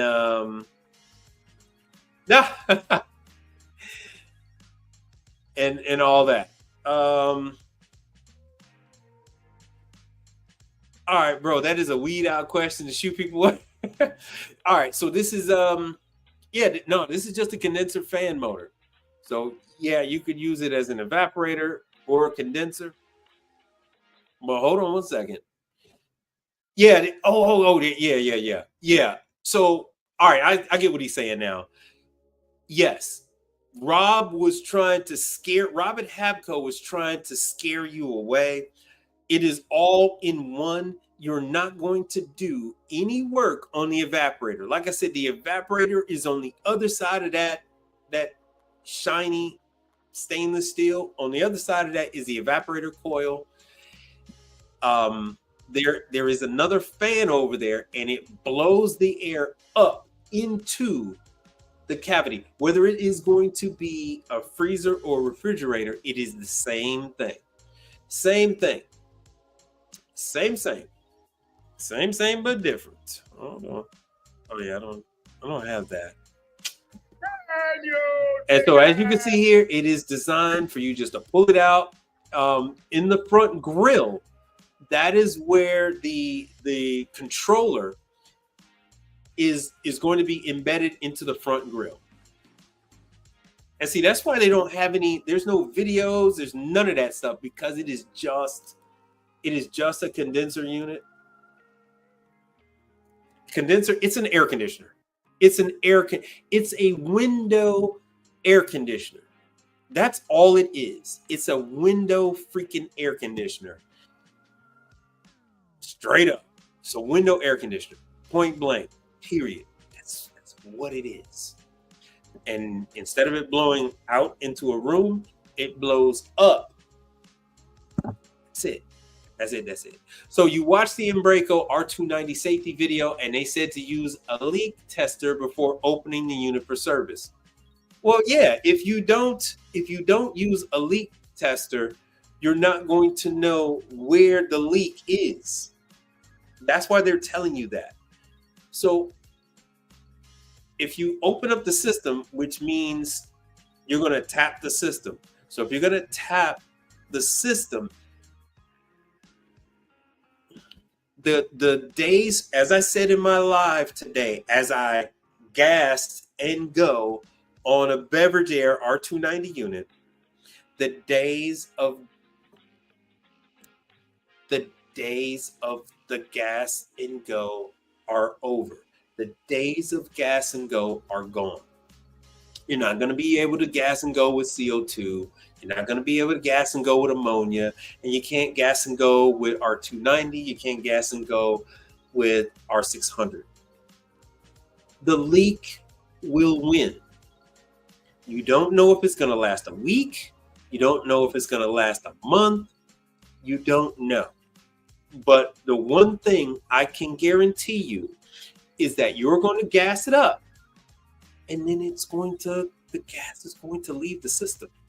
It is a very high pressure system. It's higher pressure than 22, it's higher pressure than 12, it's higher pressure than 134A. The gas is going to escape in record time. All right.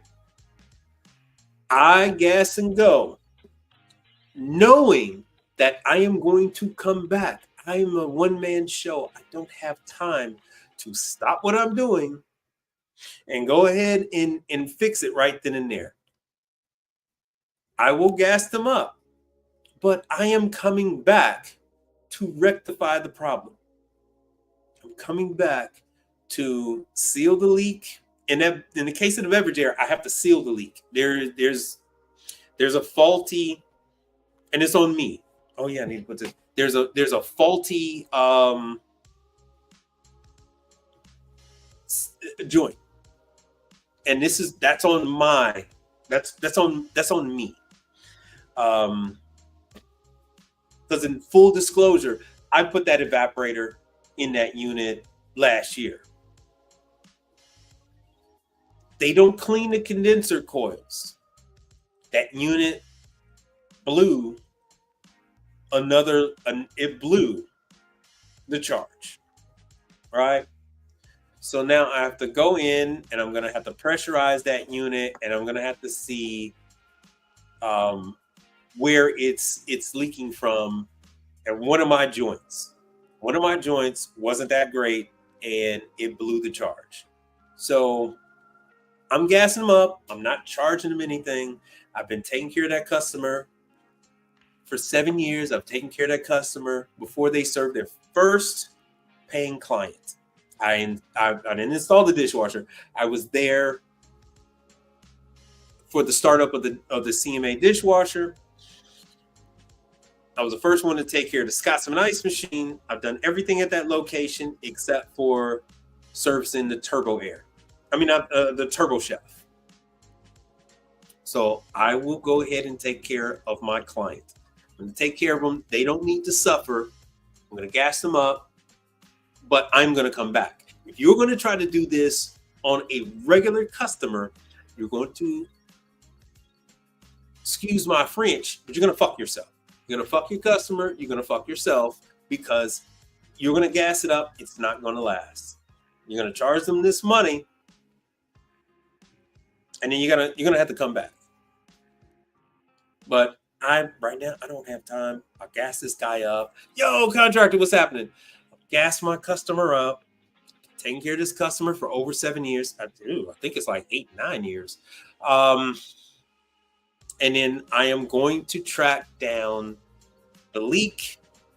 It's not going to be in the evaporator coil because I've already changed the evaporator coil. It's going to be something else, and I'm going to fix it. So but right now I don't have time for it. Right now I don't have time for it, so I'm gassing it up. That's what you saw. You saw me gassing up an R290 system, but I'm going to go back and I'm going to check it. That is not going to be on live. You're not going to see that, unfortunately. But that's what has to be done. All right, Alex Tech says they asked me to give my rate and radius of operation. I do not know if my rate will be too low. Can you give me an example of how much they would pay for an average job? All right, Rob and those guys are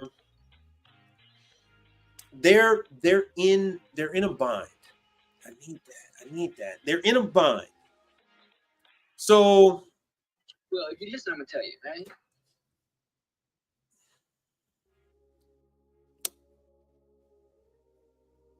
This is going to be up to you.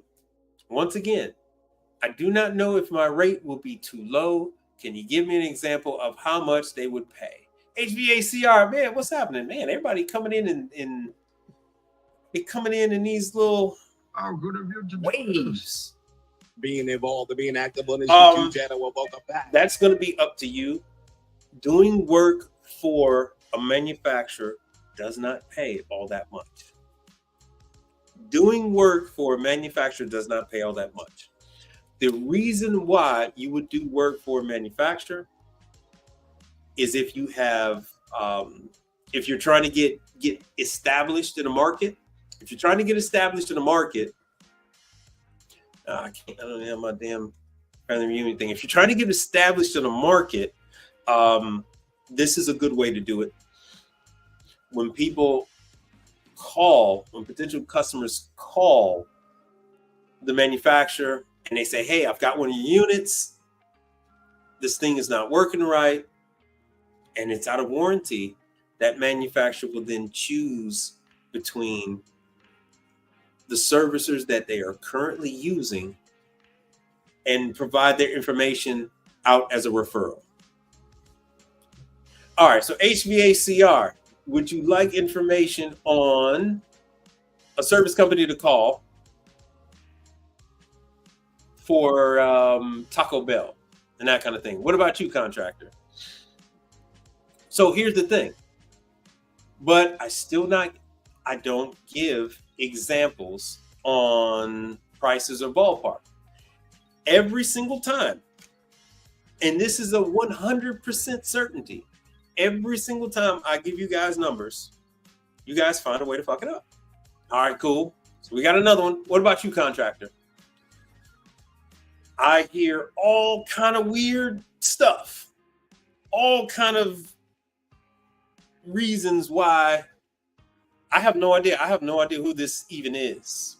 When you're in so HAPCO pays 30 days. And when you're dealing with these, like the people that I'm getting ready to tell you about, first of all, their call center is out in the Philippines. It's up to you. They'll tell you 90 fucking days if you're gullible enough to do it. All of this boils down to your negotiation skills. With Habco, you're not going to get around the 30 days. With Continental, you're not going to get around the 30 days. With Hoshizaki, you're not going to get around the 30 days. With manufacturers, you're not going to get around that 30 days. But when it comes to these fly-by-night companies, when it comes to people like Vixo, when it comes to these other companies, man, you can negotiate. You can have them pay you with credit card. Some of them will pay you with Cash App. Some of them will pay you ACH transfer. They will do whatever it takes to get that, that client done. This is not, Mrs. Sue's Chop Suey restaurant. This is Taco Bell. This is Dr. Pep. What's the name? That whole thing. Hold on one second. Let me see if you guys can hear. So it all depends on your ability to negotiate.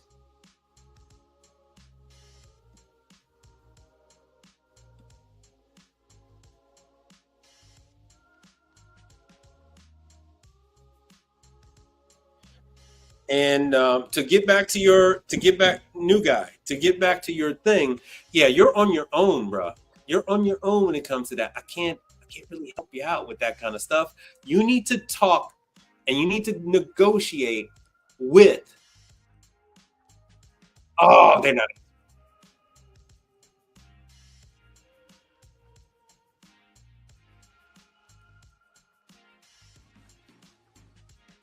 Goodbye. Oh, they didn't answer. Shit. All right, so they didn't answer. No, they're not going to tell you. Well, all right. So Alex, they would more than likely say that you're too high. No matter what you do, they're going to say they're too high. There's absolutely, positively nothing wrong with asking these people, what do you pay in my market? If you're in San Francisco, it's going to cost you a whole hell of a lot more to operate than it would in Fort Lauderdale. Oh, shit. Hold on one second. This damn thing's about ready to die. If you're in, oh, God. If you're in New York or New Jersey, it's going to cost you a whole lot more to operate than it would in Houston. So you need to talk to them and see what are they paying. So to get back to this, the reasons why you would do work for Habco is if you're trying to learn this equipment. Are you trying to learn this equipment? If you're trying to learn this equipment, this is a good way to learn. You're learning on their dime, right? If you are looking for work for your other technicians, this is a good way to pay, to finance your other technician. One job, like with Habco, will pay for that technician's entire day, right? And you fill up, you do a couple of other, actually it'll pay for them for a couple of days, but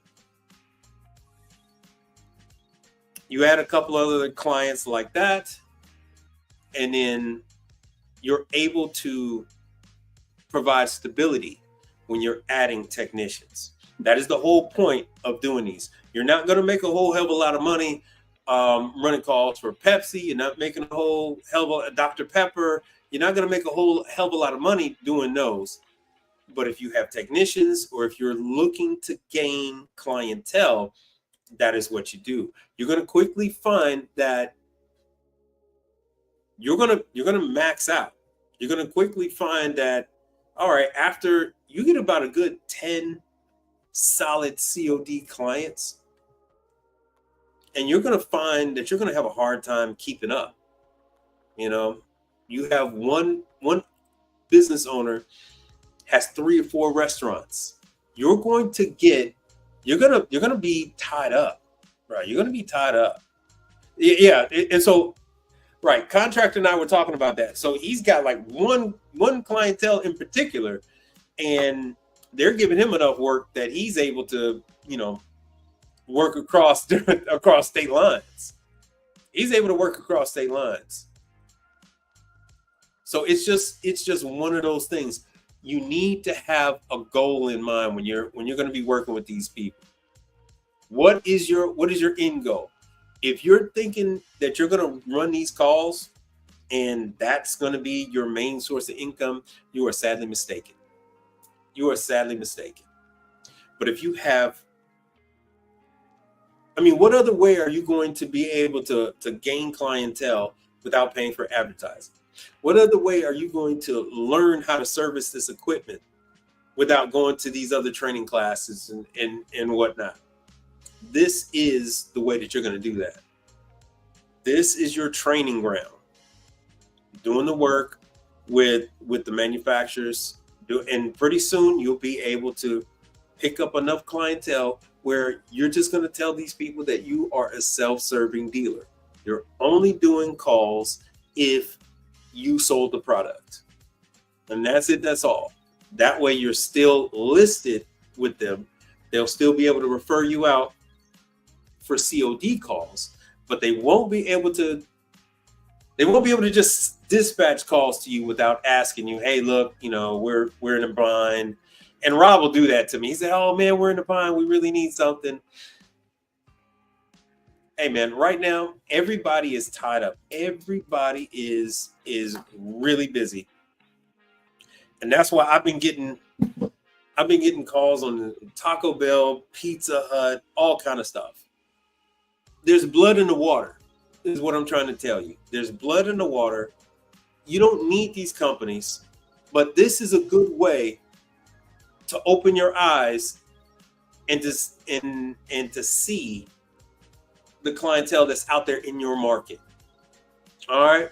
They pay you to learn how to fix their equipment. Right.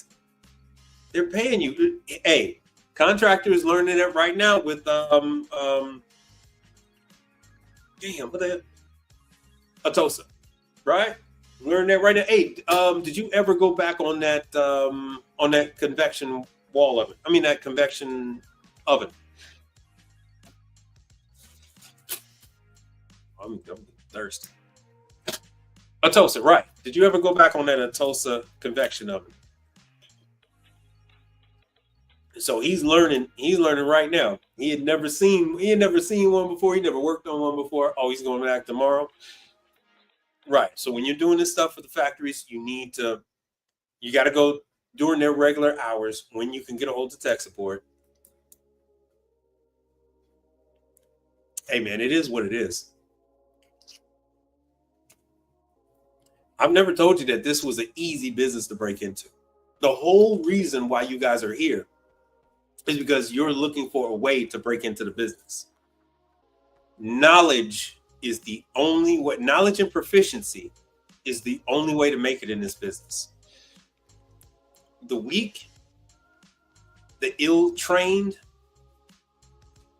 the fun fact, you could be as much of an asshole as you want to be. You could be the biggest jerk on the planet. They still gotta go with you. They still gotta use you. They don't like you. And fun fact, they don't like anybody. I know you see these guys on YouTube and they say, oh, my customer loves me and I love my customer. We all have our favorites. All right. You see me do 2 of them today. That the Papa Beard, that's a favorite. I'm helping out that husband and wife. And that other one that was at a coffee shop, I'm helping him out. Those 2 are my favorites. I've both been taking care of them for years. If you were to ask either one of them, right? All my reviews says I'm an asshole, right? But if you ask those owners, they'll tell you I'm the best thing since sliced bread. They'll tell you I'm the best person they've ever. They'll tell you I walk on water. So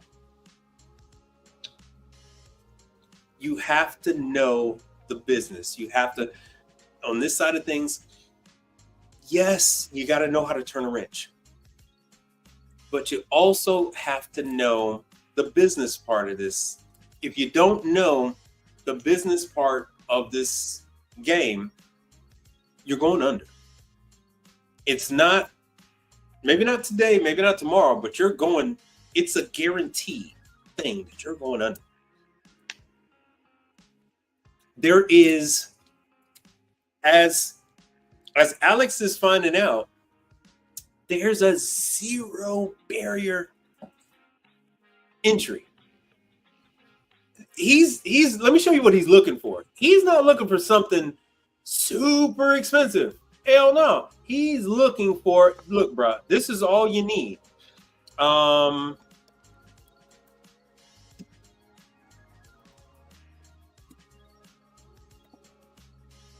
This is all you need to find a propane leak. I mean, a R290 leak.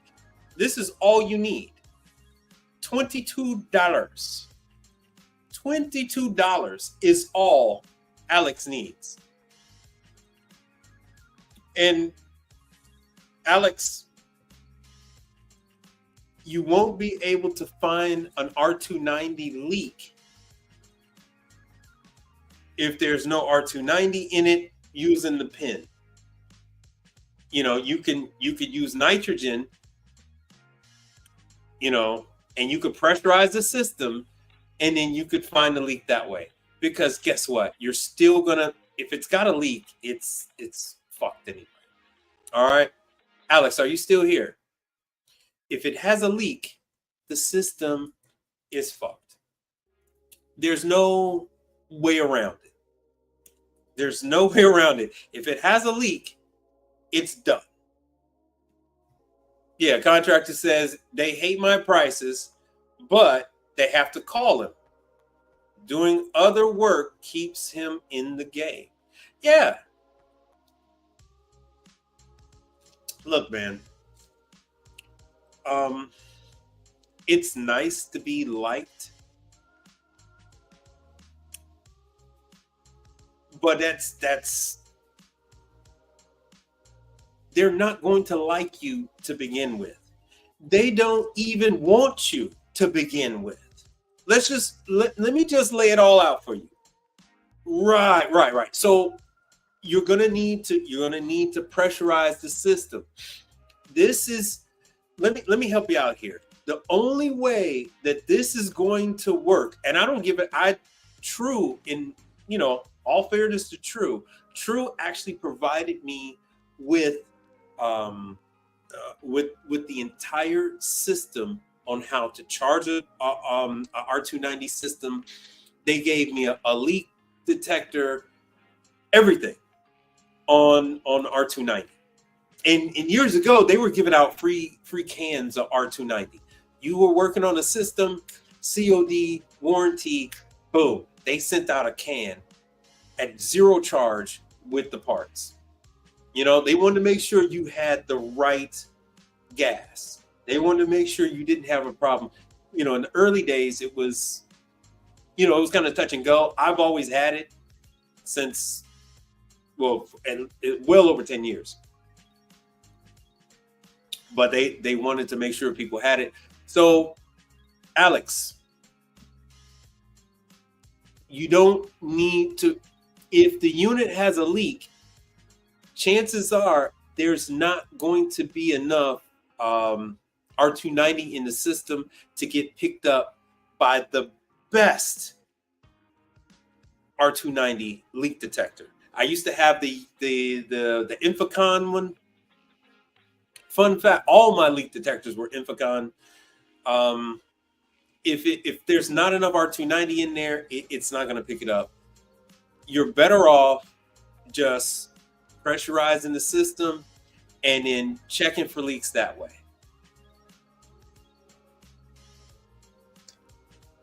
Other people have a system where they'll go ahead and add. It used to be inexpensive to go ahead and add 134A and then check the system that way. But you don't. Now the price of 134A is so expensive. It's cheaper for me to just put more R290 in there and check. But you can just pressurize. Fun fact: just pressurize the damn system. You need to find the leak. Put the system under pressure, and you will find the leak. If you take your phone and zoom in on the coils, 9 times out of 10, you're going to find the ruptures any damn way. Commercial Kitchen Chronicles, he had a system, and the fun situation with that unit he had is that the guy had already previously changed the evaporator. So he changed the evaporator, and knowing that what Kitchen Chronicles found, it still had another leak. How do I say this? The factory was sitting. I have that line set, and I have the line set. I have the capillary tube and everything else in my garage right now. The exact same one that Commercial Kitchen Chronicle is working on. I have that.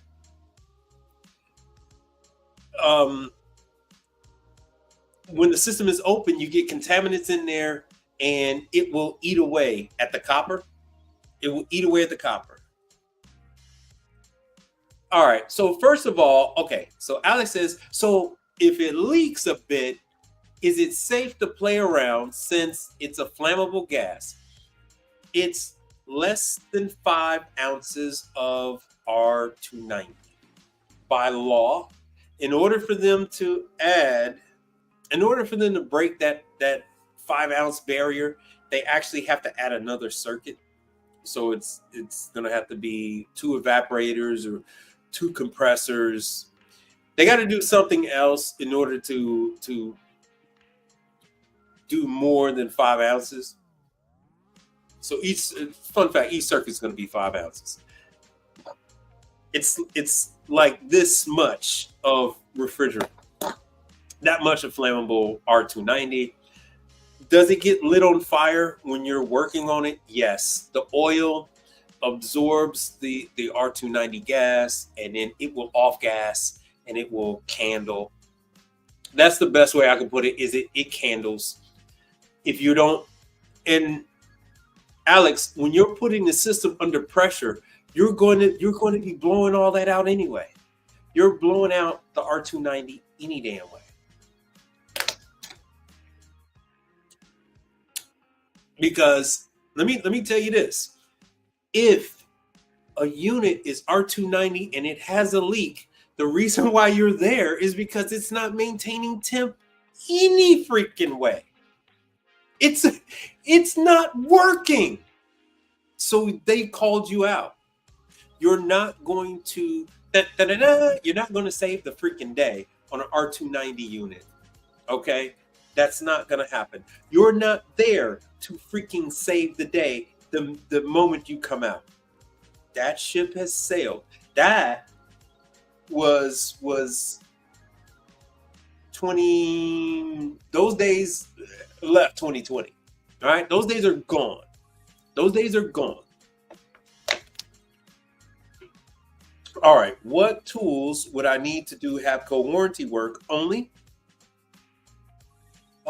Since you're not doing any refrigeration, any sealed system work on a HAPCO unit, and the HAPCO unit is going to come with access valves on it. It's not sealed. Yeah, it comes with access ports on it. So what you would need is you would need your nitrogen or your compressed air, and then you're going to pump that sucker up, and you're going to do your leak check. In the beginning, Rob is going to be real fucking anal. In the beginning, Rob is going to be, did you find it? Like, what the dude? All right.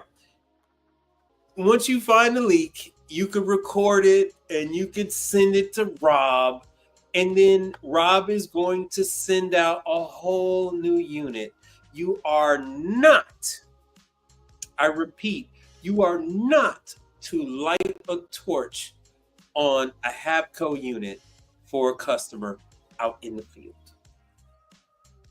Point blank, period, the end. So what you're going to need is like I said, you're going to need to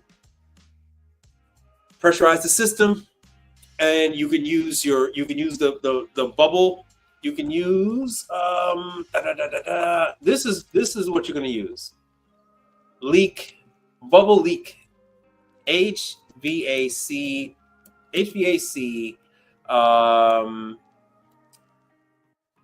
bubble leak.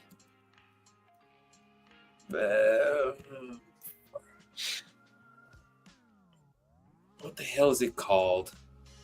What in the hell is it called? So it is the bubble leak test. And see, there's your nitrogen. There's your nitrogen. So you're going to throw the nitrogen in the system. Let me make this big so Alex can see this.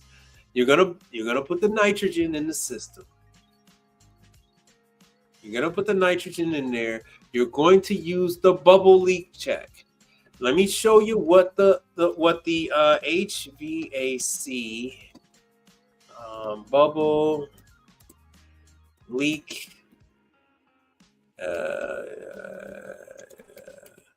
Damn, what the hell is wrong with my spelling today? Bubble leak liquid, and let's see what we got here. All right. Okay. So some of these are going to be, there's names like Big Blue. There are Viper has the bubble leak detection. So leak bubbles, blue HVAC and gas leak detector with spray.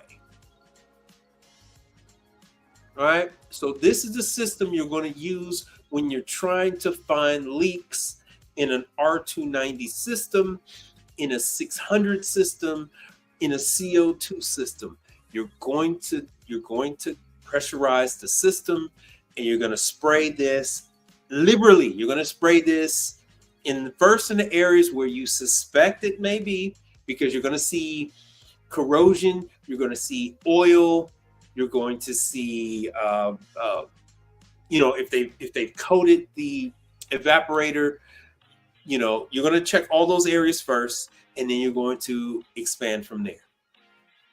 The reason why I like to go with this is because you're new, Rob is a dick, and you're going to take pictures of these bubbles. When you're using the gas leak detector, it's very hard to pick up the damn sounds. When you turn on a R290 gas leak detector, the sensor has to warm up and all that stuff. And the R290 one first, it blares. It comes on and it is deafening. I typically like to turn it on outside before I even come in. And sometimes it'll go off. If you use an official one, like an Infocon or any one of those, the damn thing will go off while you're in the location, and it'll alert people. It'll make people feel uneasy, and the damn thing is noisy as hell. And it's gonna go off for, help me out in the chat. It goes off for that damn blaring sound goes off for at least like 10 seconds. Saying 10 seconds doesn't sound like much. Is it 10 seconds or is it longer than 10 seconds? Somebody chime in the chat. But that is for it to make that screaming ass sound for 10 seconds before it stops, and then it's still going to beep and chirp. You spend all this money for this Infocon one, and the problem is, hold on, Infocon R290. You spend all this money on this damn Infocon leak detector, and it is going to take you a while to find the freaking leak using the Infocon. It has two settings. It has a fine. Let me do another one. Infocon R290 leak detector price. So first you're going to go over the damn leak. With this, and this is not right. 30 seconds, yes. So I'm so used to it. It seems like 10 seconds, but it is a 30-second warm-up. During the 30-second freaking warm-up, it is blaring. It's your tool. You hear it all the time, and it's still annoying to you.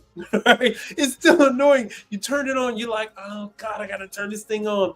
And you turn it on and go, and it's annoying like a son of a bitch. It is very annoying. It's gonna make all this damn noise. It's funny because it is not gray. It is yellow. The R290 one is yellow. I don't know why they're showing this. It is yellow. Here's the other ones.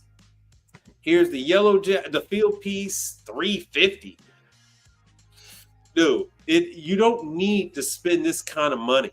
You just need some nitrogen, and you need some Big Blue or any other type of bubble leak detector. And it is infallible. The bubbles are infallible. Here's a cheap Chinese one. The bubbles are unmistakable. The bubbles are, you could take a picture of a bubble. You can't take a picture of a freaking audible sound. So when it comes to proving to the factories, yes, I have a leak. Here's what a leak is. Every blue moon, they're gonna have someone give you pushback and saying, "Why is it leaking there? It shouldn't be leaking there." And you gotta send the asshole a picture of the freaking bubbles coming out, and then they all, I swear to you, word for word, "Oh yeah, it's leaking." Oh, if you could get your hands on them, you would hurt them. If you could get your hands on these guys, you would hurt them. I swear to you, because they talk all this shit over the phone, and then you send them pictures of the bubbles, because you could send a still shot of the bubbles. You can't send a still shot of the damn of the audible sound. Some of these companies can't take the video, the bandwidth, the memory, the size of the file. They're not able to receive it, but they can receive the photo. And fun fact, that's why I started this YouTube thing all those years ago, because I would do a video and then I would make it private, send the link to the factory, and then they would be able to watch the video and go, "Oh yeah, it is doing that." Like, yeah, I told you it was doing that. So Alex, and thank you, David, I appreciate that. So Alex, dish soap is your last resort. Dish soap is if you run out of Big Blue. Dish soap is if you run out of Supco's stuff. The reason why I say you want to use the dish soap as the last resort, and there are many reasons why. One, there is chlorine in dish soap. So the dish soap that you're putting on, even though you might be putting dish soap on something else other than the evaporator, it's going to eat up the copper, right? So you don't want to put dish soap on your copper because of what's in the dish soap. So dish soap is a last resort. Dish soap is not going to blow the bubbles like the other stuff. And the other stuff, they have some less expensive. Let me go back to it. Gas leak, bubbles or spray. Let me see what that gives us. Okay, good. So here's the other one. So this is a very old school. Inside, and this is by Rector Seal. Inside this container, there is a there's like a cotton ball attached to a rod inside this bottle, and then you rub and let the bubble detector drip everywhere, Diddy style, right? You're gonna take that to the whole system, right? You're gonna, I got no other way of doing this. You're gonna Diddy the system, okay? You're gonna lube it all up. You're gonna get that stuff everywhere. You're gonna have a good time with it, and it's gonna like it. It's gonna like it. See, it's $8. So don't let the FBI catch you with this. All right, don't have a whole case of it in your truck, because they're gonna be like, "What you doing with all this?" So here's another one. All-purpose gas leak detector. This one is the little spray. This is like the little Banaka spray, right? And it's damn. Pause. I got no other way. Please forgive me. I have no other way of saying this, but it's going to skeet. It's going to skeet. I got no other way of saying this. It's going to skeet. This right here it's in a little bottle. See, it says 2-ounce bottle, and it's gonna it skeets out the liquid. So this is pretty good with the coils, with the fins, because it's gonna skeet out of the bottle in globs. Pause. Got no other way.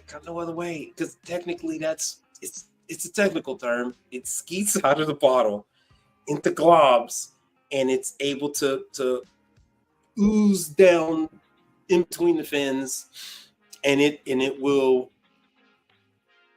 blow Cassie bubbles.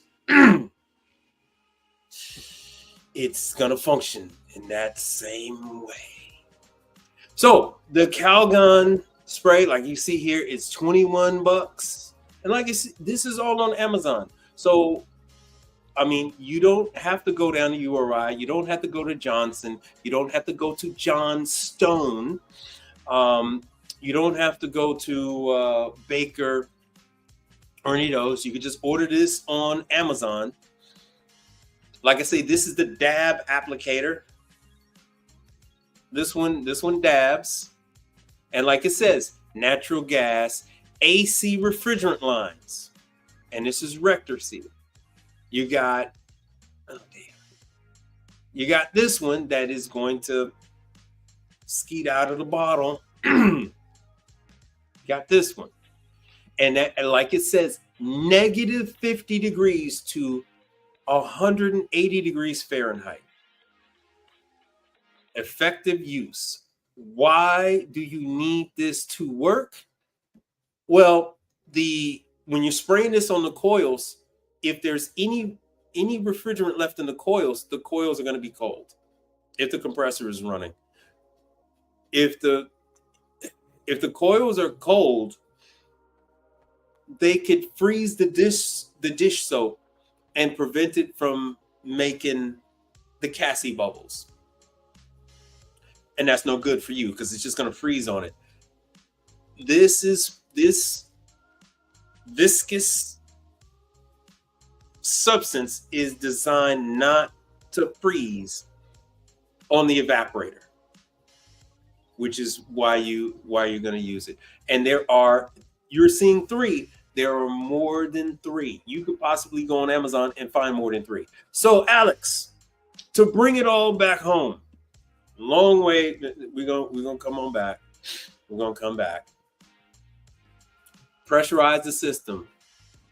Do the bubble check. You don't need the wand. Bubble it up. Yeah, thank you. Bubble the damn thing up. You know, you can be pervy with it. You can, yeah, lift the leg. Yeah, yeah. You can do all that. You can. Hey, I'm gonna make you a star, and you know, you go ahead and take all your little photos from all the angles, and you're gonna get. You make sure you get them bubbles. Don't stop at just one set of bubbles. You only need the one set of bubbles to verify that you got a damn leak, but you might have a secondary leak. It is possible that you could actually have a leak at the condenser and the evaporator. It's possible. Doesn't often happen, but it's possible.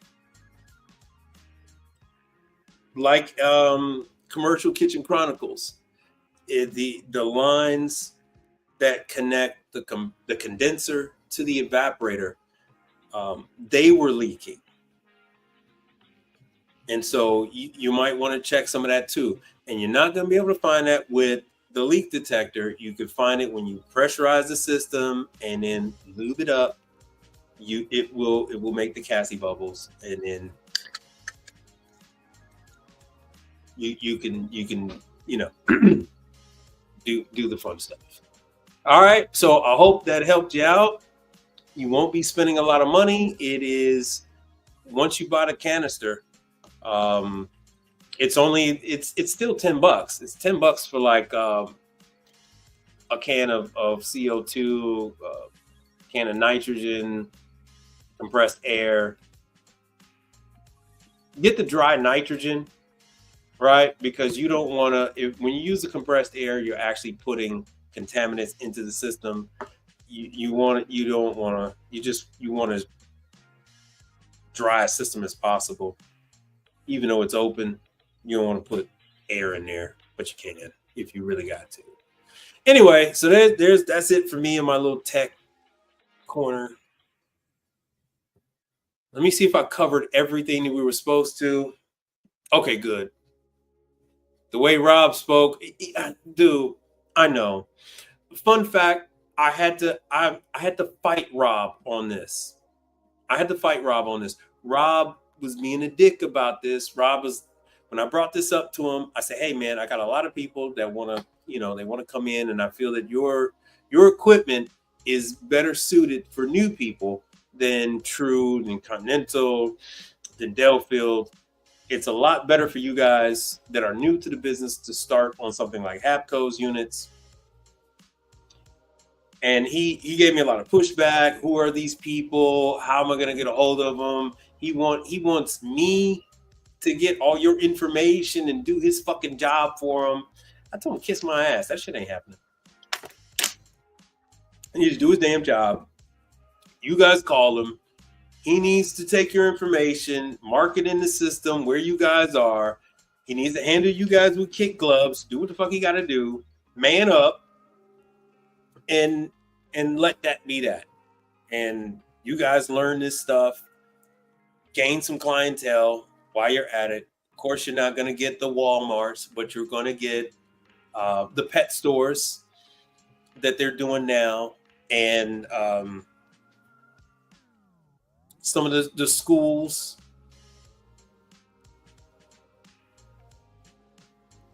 They got this weird arrangement.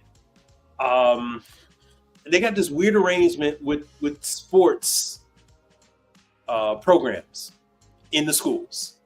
Yeah, hey man, he gotta man up, dude. He gotta man up. That's on him, dude. This is his fucking job. It ain't mine. But Hapco has this thing where I don't know if it's Muscle Milk, I don't know if it's Gatorade, I can't remember, but they are involved with supplying the refrigerators for that sports drink to the high school athletics department to the university athletics department, and they're taking care of the unit under warranty. But then once the warranty is up, it's all on the school. You know what I'm saying? And the school departments don't know how to service the units. Oh, you're Canadian, eh? What's that on the boot? Would you say 300 Canadian dollars is low for a HAPCO service? All right, brother. I done already told you before. You must be. I don't have my sound. Damn, I don't have my sound. Hold on one second. Because I know that you're not in the United States, but they got rid of public access television, PBS. So now you got to watch HBO. But Alex, I done told you. I done told you, man. You need to speak. And this applies to not just HAPCO, but everybody. This is it. I'm telling you, this is it. This applies to everybody. You are a business owner. You need to negotiate the rates with them. You can negotiate high rates. Can you get $300? Yes. Can you get over $300? Yes. Are they going to like it? No. Are they going to want to use you often? No. Does that help you? No, it's not going to help you. The whole purpose of this is for you to gain knowledge. You don't know shit now. You're asking me online. So now you're trying to chop your fucking dick off before you didn't have, you know what I'm saying? Why are you doing that? Why are you trying to sully yourself? What, you have some kind of sick fetish? Is that what it is? Are you sick? Yeah, hey, are you into that weird shit, man? Because I thought the whole aim was for you to learn, right? So yes, it is a fine line on the money part and the volume. It is a dance, right? It is a dance. Are you going to get rich off of are you going to get rich off of Hoshizaki warranty costs? No. Are you going to get rich off of Scotsman warranty costs? No. Are you going to get rich off of Continental? No. Not going to get rich off of none of that shit. The main leverage you're going to have with negotiating these calls is going to be with like Dr. Pepper. The main negotiating room that you're going to have is doing these jobs for Taco Bell, Pizza Hut. You're not going to have room at negotiating these prices with the factory. With the factory, they've already sold the item. Fun fact, most times they don't even make money. Not that this matters to you, but just so you have some background, they don't even make money off of these large deals.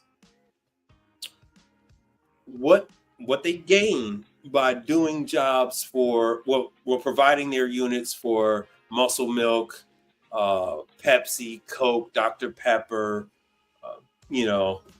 Aquafina, Dasani, they get to lower their material costs. So if they, True is big on this. So if they have a certain order from Coke or Pepsi, Walmart or whatever, they automatically know that they can negotiate through volume. They can negotiate their copper prices. They can bring their copper prices down. They can negotiate their aluminum costs. They can negotiate their stainless steel costs. They can negotiate their screws, TXVs, controllers. They can bring that down because they know they're going to order 2 million controllers this year. They know they're going to order a metric ton of screws. So then they have volume pricing negotiation. Bringing this back to you. they're giving these units at cost. So their option when it comes to fixing a unit at Walmart, their option when it comes to fixing a unit at CVS, Walgreens, they'll just ship out a Family Dollar. They'll just ship out a new one. They'll pay the $100, $180, and they'll ship out a new one.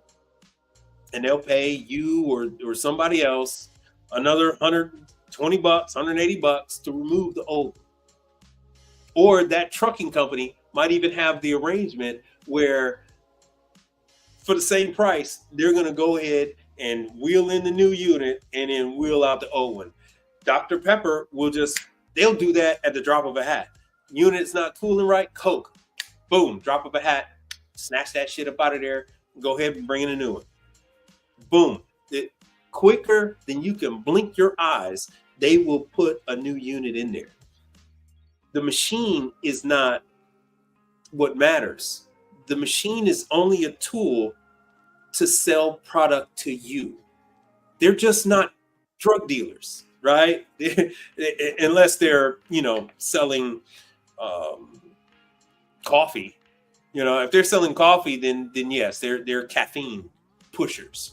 They're selling a drug to you, But outside of that, if they don't have a working unit, it is guaranteed that they're going to sell less of that liquid. They need to push this out to the public. If they can push this out, they can make money. If they don't push it out, they don't make money. So True, Habco, Onera Group, Embera, they will often provide these units at cost. So do you have any leverage with negotiating this? Very little, very little. So you can get them, Alex. You can get them to pay $300. You can get them to pay $350 comfortably. You'll get them. Rob is gonna bitch. I'm gonna ask, hey Rob, man, how's it going? How those guys doing? Oh man, these guys, they're unreasonable. He's gonna whine and cry and bitch, and you're only gonna see that unit once or twice a year. Now, are you going to be proficient on refrigerators? Only seeing a Habco unit once a year? Is Rob going to refer your company out to COD clients? Because that's the other thing you need to negotiate. Like, hey, man, I'll do these jobs, but I need to see at least, 1 or 2 CODs a month from you. You give me a warranty call, I need to see 1 or 2 CODs from you. That is the thing you need to negotiate. The thing that they can provide you without messing with the money on their end is if you do not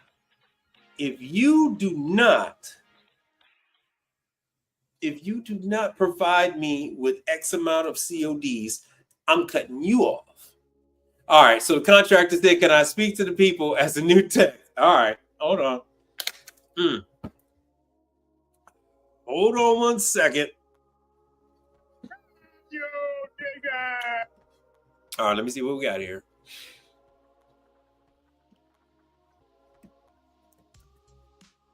There you go. There you go.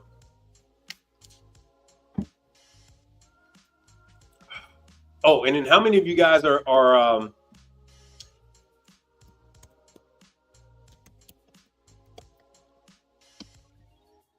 how many of you guys are approaching different locations to work on the Lear units?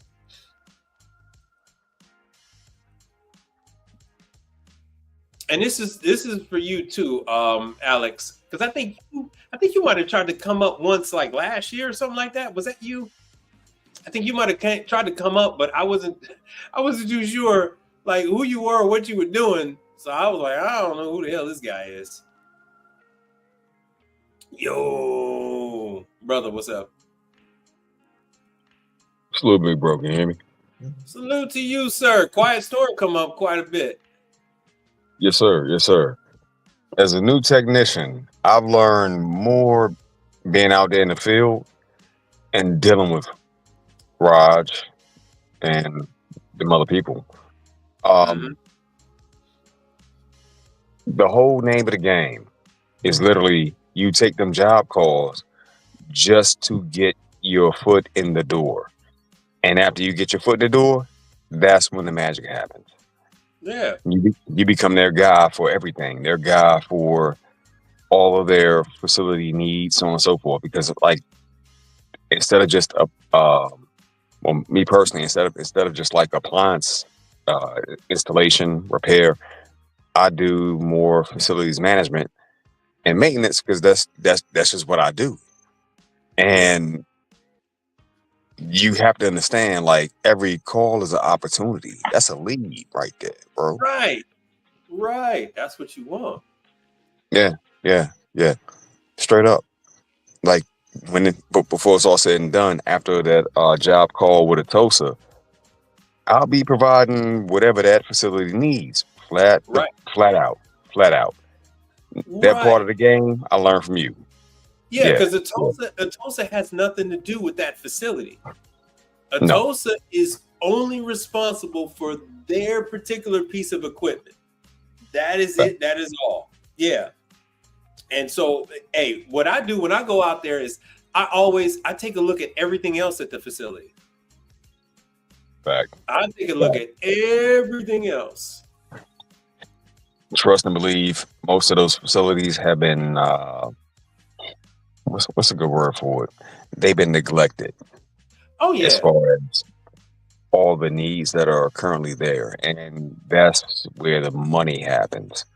It's not about just getting a job call. Nah, you have to be thinking like a chess player, a few steps ahead. Like, okay, cool, make some money on this, but I see that fan in that window that ain't spinning. What's wrong with the fan? You have to be proactive. Yeah, you have to be proactive. You do. And I learned that part of the game from keep shit all the way 100 from you, because honestly, when you yeah, I'm here. Okay. When you showed that whole video of the soap, I said that was genius. I told you the part. That was genius. You not only fixing and maintaining equipment, you selling them soap too. Good Lord. Yeah. Good Lord. Yeah, I got two 5-gallon jugs right now of tubs right now of laundry soap going to 2 different locations. So I see that. Yeah, that's over $300. Yeah, $300 I got on that right there. That part right there, when for the question that bro asked, I'm like, yo, it's about more than just that initial part being replaced or that initial unit being repaired. No, that's your foothold. That's your knee in the door. Real quick, I'm gonna deal with you from now until you have to think long term. And that was the part that it took me about a year and some change to learn. I was like, okay, got it. But when I got it, that was it. It also helps that it'll for you to have other things that you do too. I jumped all the way in. No strings, no wings, no nothing. All the way in. And I learned, I say the hard way, but also that lesson was, even though it was a little difficult, I learned how to really maneuver the situation to my benefit. So at the end of the day, your mindset will reflect the money that you bring in. If you ain't going to do none of the extra stuff, well, that's cool too. You just won't make as much money on all the calls. You have to maximize every call. Yes. Each and every one. Long-term solution, as far as thinking, this is my customer from now until. What you need? Fixers replace? Got it. What you need?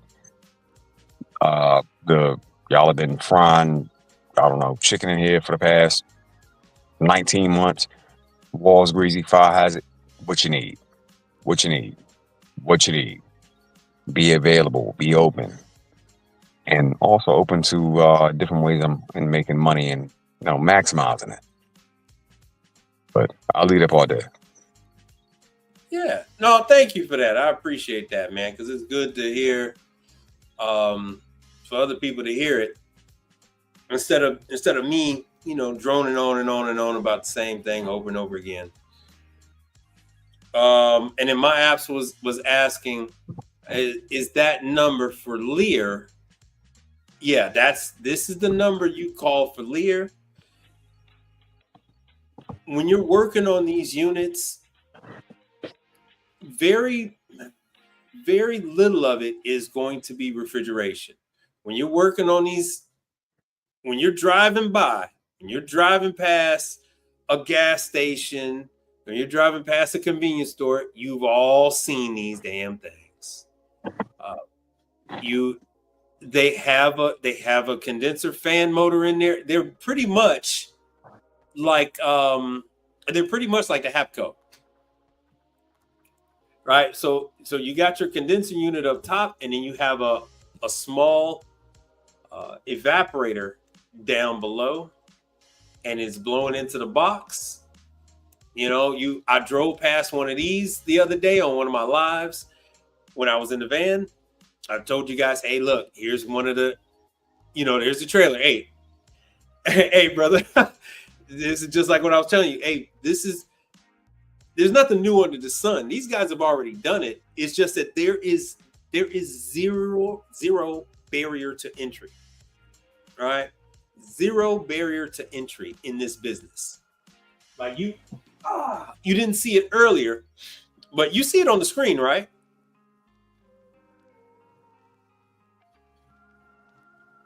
Oh, he's muted. Yeah, you see it on the screen, bro. Using this guidebook, using this parts book, everything you need is in there. All the Lear stuff is in there. There's nothing to stop you from making your own trailer into this unit. You could make one of these, this month. You can go on down there's a container. There's nothing to stop you from doing this your damn self. But first thing is first, man. You need to learn how to work on these things. Starting with Hapco can get you into some of these convenience stores because Hapco is the unit that they're putting the ice cream in. Hapco is the unit that they're putting in the drinks, the beverages in. It legitimizes you.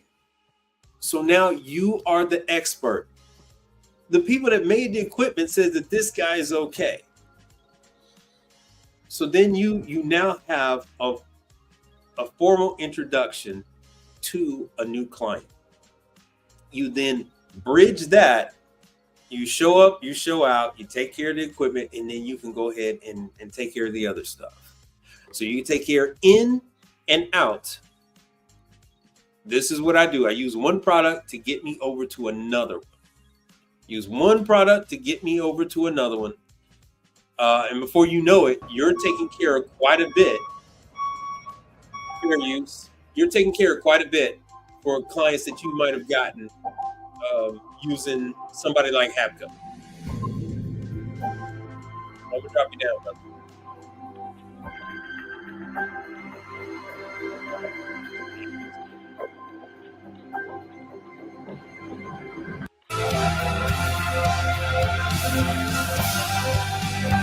People like to say they're bringing jobs back. Look, man, they're bringing like 10 jobs, 15 jobs. They're bringing robots into the market is what they're doing. There's only like a couple of people in these warehouses. They aren't even loading the machines anymore. That's why you're not even seeing people loading the machines. They're actually robots taking the stainless steel, taking the sheets of aluminum, and loading it into the. It looks like a big record player, and the machines are cutting out the forms. They spit it out into another cart, and then somebody will take that cart to the next process, or a robot will take it over to the next process. Pretty soon, that's going to be gone too. That's all going to be done by a robot.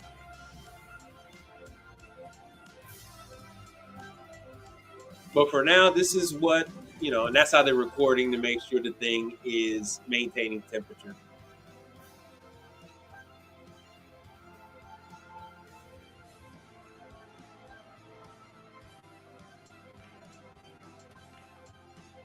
So, as you can see from here, that's the manufacturing. It is just a few people doing the manufacturing. And if there's just a few people doing the manufacturing, look at that parking lot. That's everything. That's corporate too. That's the sales department. That's the tech support. These places are not big. When you guys keep asking, hey man, who's a good person to contact? Bruh, there's like 15 people that work in these places. There's like 15 to 30 people that work in these facilities that are making these units. True is a huge operation. Continental is a huge operation. Perlick is a huge operation. But other than that, a lot of these other manufacturers are extremely small. They are extremely small. Good. Here's a good one right here. Mark system. And all right, let me get rid of this commercial. We're going to get rid of this commercial right now. This video will highlight how to safely repair ice merchandisers manufactured with R290 refrigerant. This video is not a replacement for the R290 service and repair guidelines located on leaderinc.com. And all repairs should be done by a certified technician familiar with the R290 systems. Please read through the technical document for all warnings, cautions, notices, and any changes that may have occurred since the publishing of this video. If you have any questions during the repair, stop and contact the Lear Technical Service Team for assistance. All R290 equipment is required to have special labeling, so it should be easy to tell if your merchandiser is using R290. Labels are located on the serial tag, on the top of the condenser, on the top of the compressor, inside near the evaporator, on the back of the compressor cover. You also see these in the dollar stores too. Red sleeves are also placed over all process. You'll see Lear in the dollar store. All Lear R290 ice merchandisers carry the same certifications, approvals, and agency listings as our R404A units. But to maintain UL certifications, all components should be replaced with OEM components. Contact Lear or your distributor for more information. Tools and materials required for the repair are pinch-off tool, hydrocarbon leak detector, thermocouples or an infrared thermometer, tube cutter, a saddle or piercing.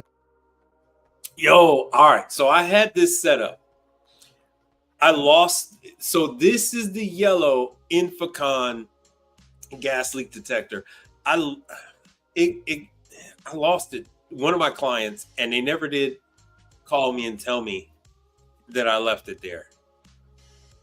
There's the scale, but people aren't really using this on the R290. They're using the small weighted round pedestals type scale.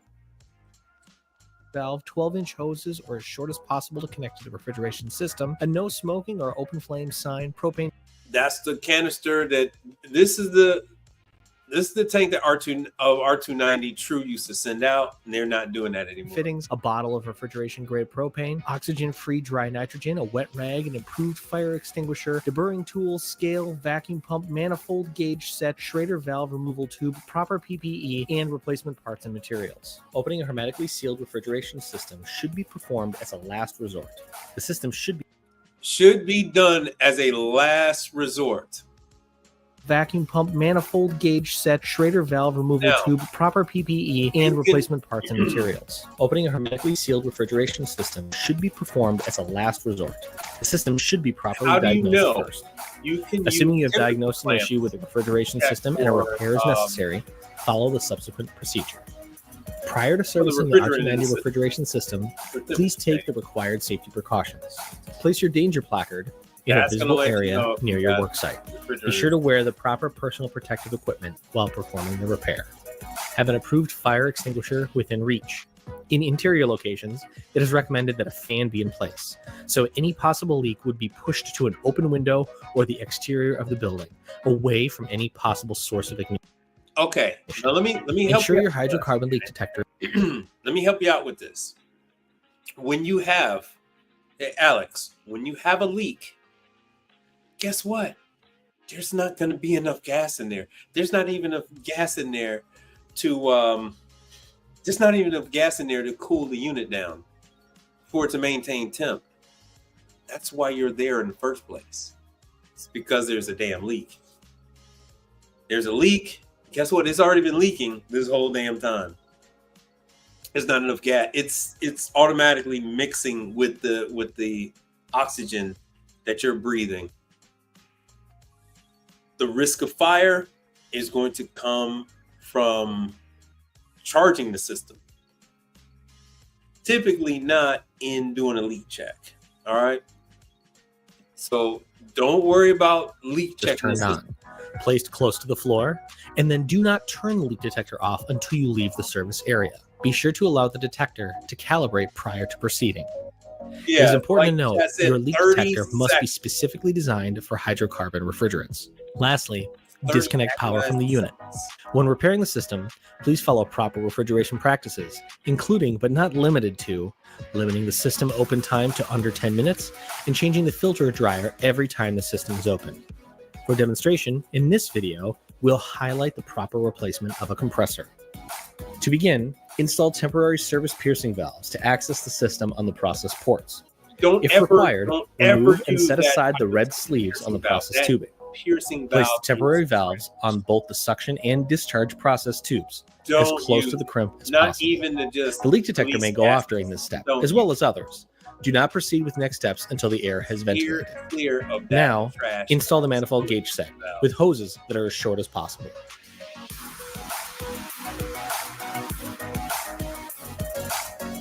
To remove the refrigerant from the system, open both the high and low sidelines.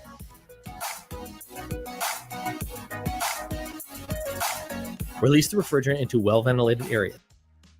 The difference, the reason why these hoses are different than what we use on the other ones, R290 eats up these hoses like crazy. And if at any time the detector goes off, Like immediately crazy. close the valves and It'll wait for the eat up your detector to hoses. level off. If you're indoors, we recommend capturing into a recovery cylinder or venting outside. There's If not you're gonna be outside, no- recovery there's is gonna not be required. no recover like that. If you got a burnout, I had one recently, then yeah, you would do that. But if you don't have a burnout, it's not necessary. After removing the refrigerant, purge the system for 1 minute with the oxygen-free dry nitrogen. Now, only after the system has been purged, use a tube cutter to cut out the bad parts. Never use a torch, as flammable R290 refrigerant may still be present in the system. Yeah, you'll get a Prep the replacement puff compressor fully, get some including cleaning and pre-fitting, if you do that. prior to the next step to limit the amount of time the compressor is open, and therefore limiting the chances of moisture being absorbed into the refrigeration oil. The system is already open. It's got a leak.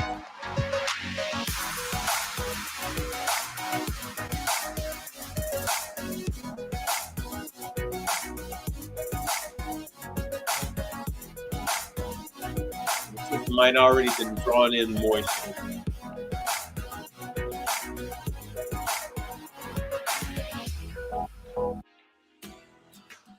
Sorry about that. For Anyway, nearly you get the 50 idea. years, Harbor Freight has been a reliable source for the You get widest. the idea. Install Schrader valves on the process tubes for evacuation and charge.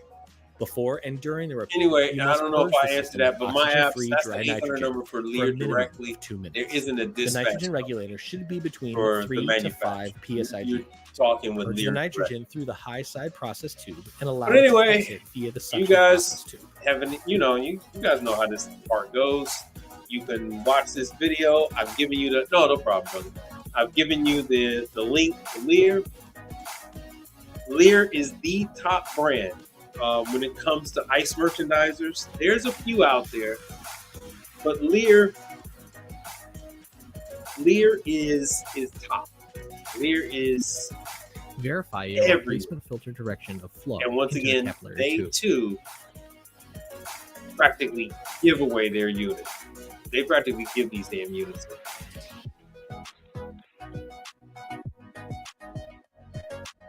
Verify proper fitting and begin brazing. After the repair is complete, pressurize the system to no more than 150 psig of nitrogen to leak check. Once it is confirmed that there are no leaks, you can evacuate the system. Release the nitrogen charge to less than 2 psig. See? Connect your charge line to the What? vacuum pump via the micron gauge. Right? That's The what he repair is did. complete. He pressurized the to system. no more than 150 psig of nitrogen to leak check. Once it is confirmed that there are no leaks, you can evacuate the system. Release the nitrogen charge to less than Do 2 not psig. exceed the max. Connect your charge line to the That's on the vacuum data. pump via the micron gauge. It's on the data card.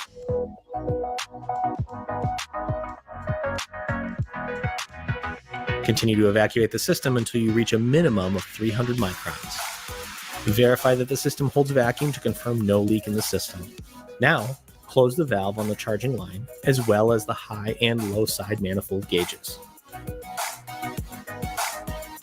Disconnect your vacuum and connect only refrigeration grade R290. Connect your charging hose to the R290 tank. I go through way too much R290 to use the little ass tanks. So you see, I use Place the refrigerant on the charging scale and purge the tank valve. Then zero the scale. Open the R290 tank, and if required, the charging port valve on the manifold gauge set. R290 can be charged as Here's something that they don't tell you is that there will be, if you pressure tested your system and you have found that there are no leaks. If you have pressure tested your system and you have found that everything is tight, there's zero leaks, you will find that you might need to add more refrigerant than what the data plate says when you're weighing in a charge. The reason why you might need to add more refrigerant is because the dryer that you have added might absorb some of the refrigerant, and that's going to throw things off. So certain manufacturers, I'm not going to say who, but certain manufacturers will tell you, okay, you're going to need to add a little more. I know what the data plate says, but you're going to need to add just a little bit more to that system. And over the years, I typically do not charge by weight. You can, with ice machines, yes, charge by weight. On the refrigeration, you can start with the weight. It's going to be on the data plate. It's going to tell you how many grams to add to the system. And you might have to add a little bit over that. And that is because of the dryer.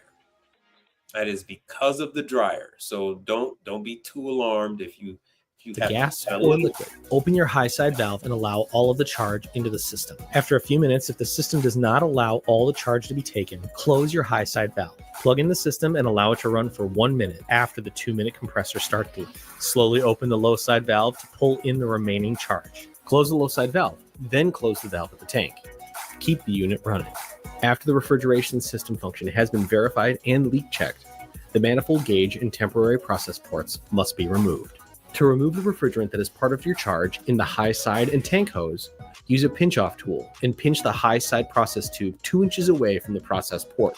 We typically Leave the are pinch-off not tool doing connected. this With your high anymore. side port This was in pinched our off, early days. open your low and high side manifold gauge valves to remove the remaining charge in your manifold hoses. Some manufacturers will still tell you this because of their legal department. It still is adamant about you crimping. Some want you to double crimp the access lines, then cut off the access port, bend over, and then pause, and then braze the line shut. So some are still asking you to do that, but they will, if you don't do it, nobody's gonna come looking for you. With the unit still running and your manifold valves open, use another pinch-off tool and pinch the low side in the same manner as the high side. Leave the pinch-off tool connected. The R290. Turn off the merchandiser and remove your manifold gauge set. Cut the temporary process ports and pinch down the process tubes to make it easier to weld.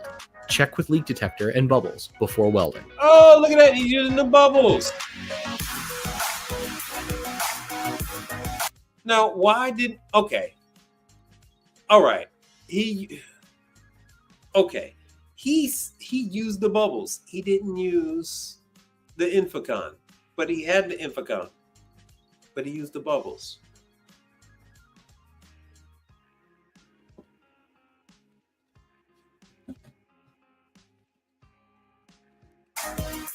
If the red identifying process tube sleeves have been removed for the repair, they must be replaced after the tubes have cooled down.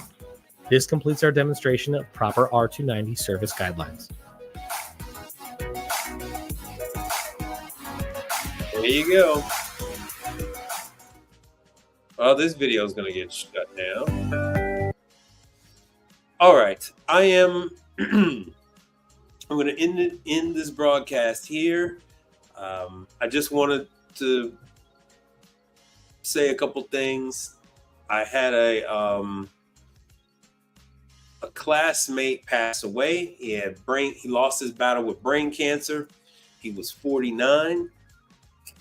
He wasn't from my grammar school. He was from high school. And, life is short. You do need to live it. You need to live up to your full potential. There are opportunities. There are opportunities out here. There is no one to stop you from doing this work. I am not one of these lifestyle people. I can give a damn about your fucking lifestyle. I'm not one of these lifestyle people. I'm not one of these you're gonna get rich doing this people. That's not what I'm here to do. I'm here to give you the opportunity that no one else will give you, the opportunity that no one else wants to give you. Yeah, you got Mike Sneed, you have Kevin Tate with Learn to Trade. You got some other guys from other industries. Caliber 8. You got the builder guy. I forgot his name. You have people trying to help. And this is my obligation to give you guys this opportunity, to give you your chance.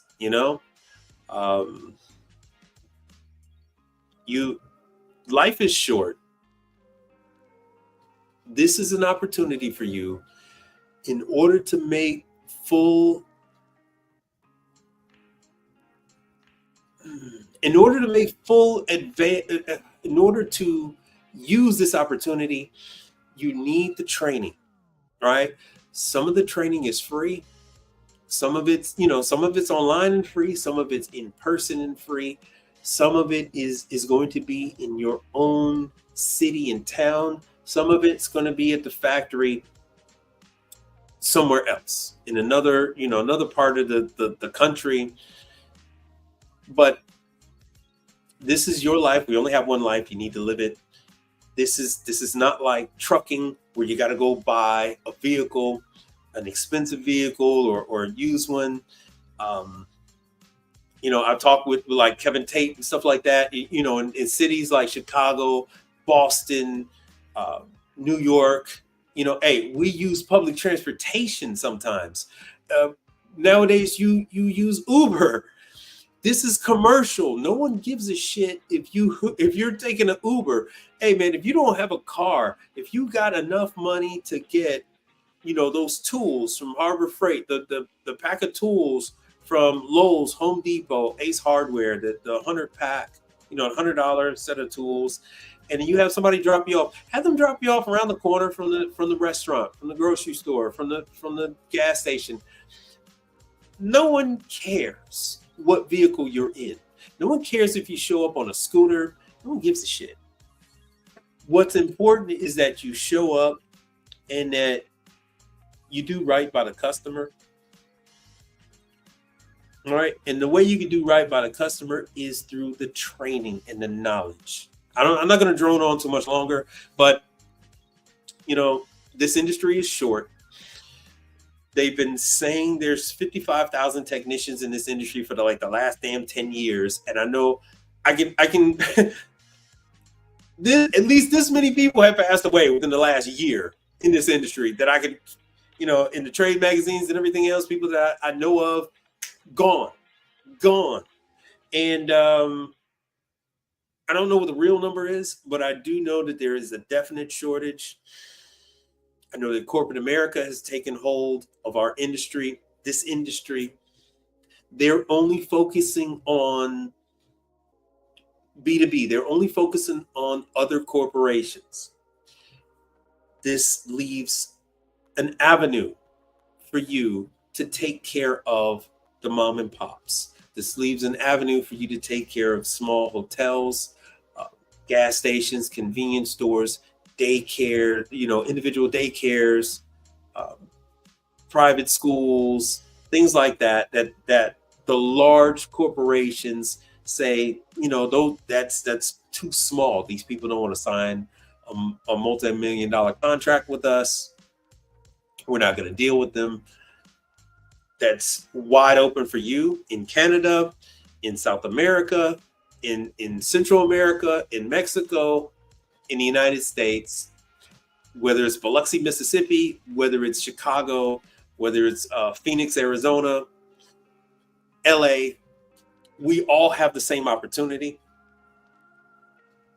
We have different obstacles as far as transportation and things like that and tolls, but there's no one to stop you from taking care of these clients.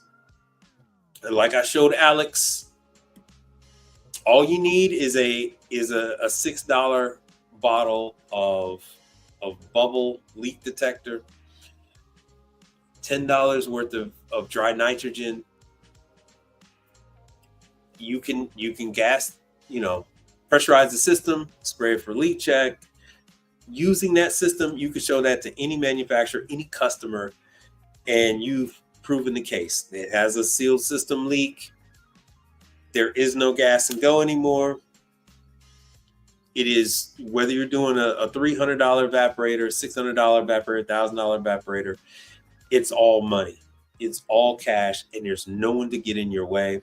There's no one to stop you.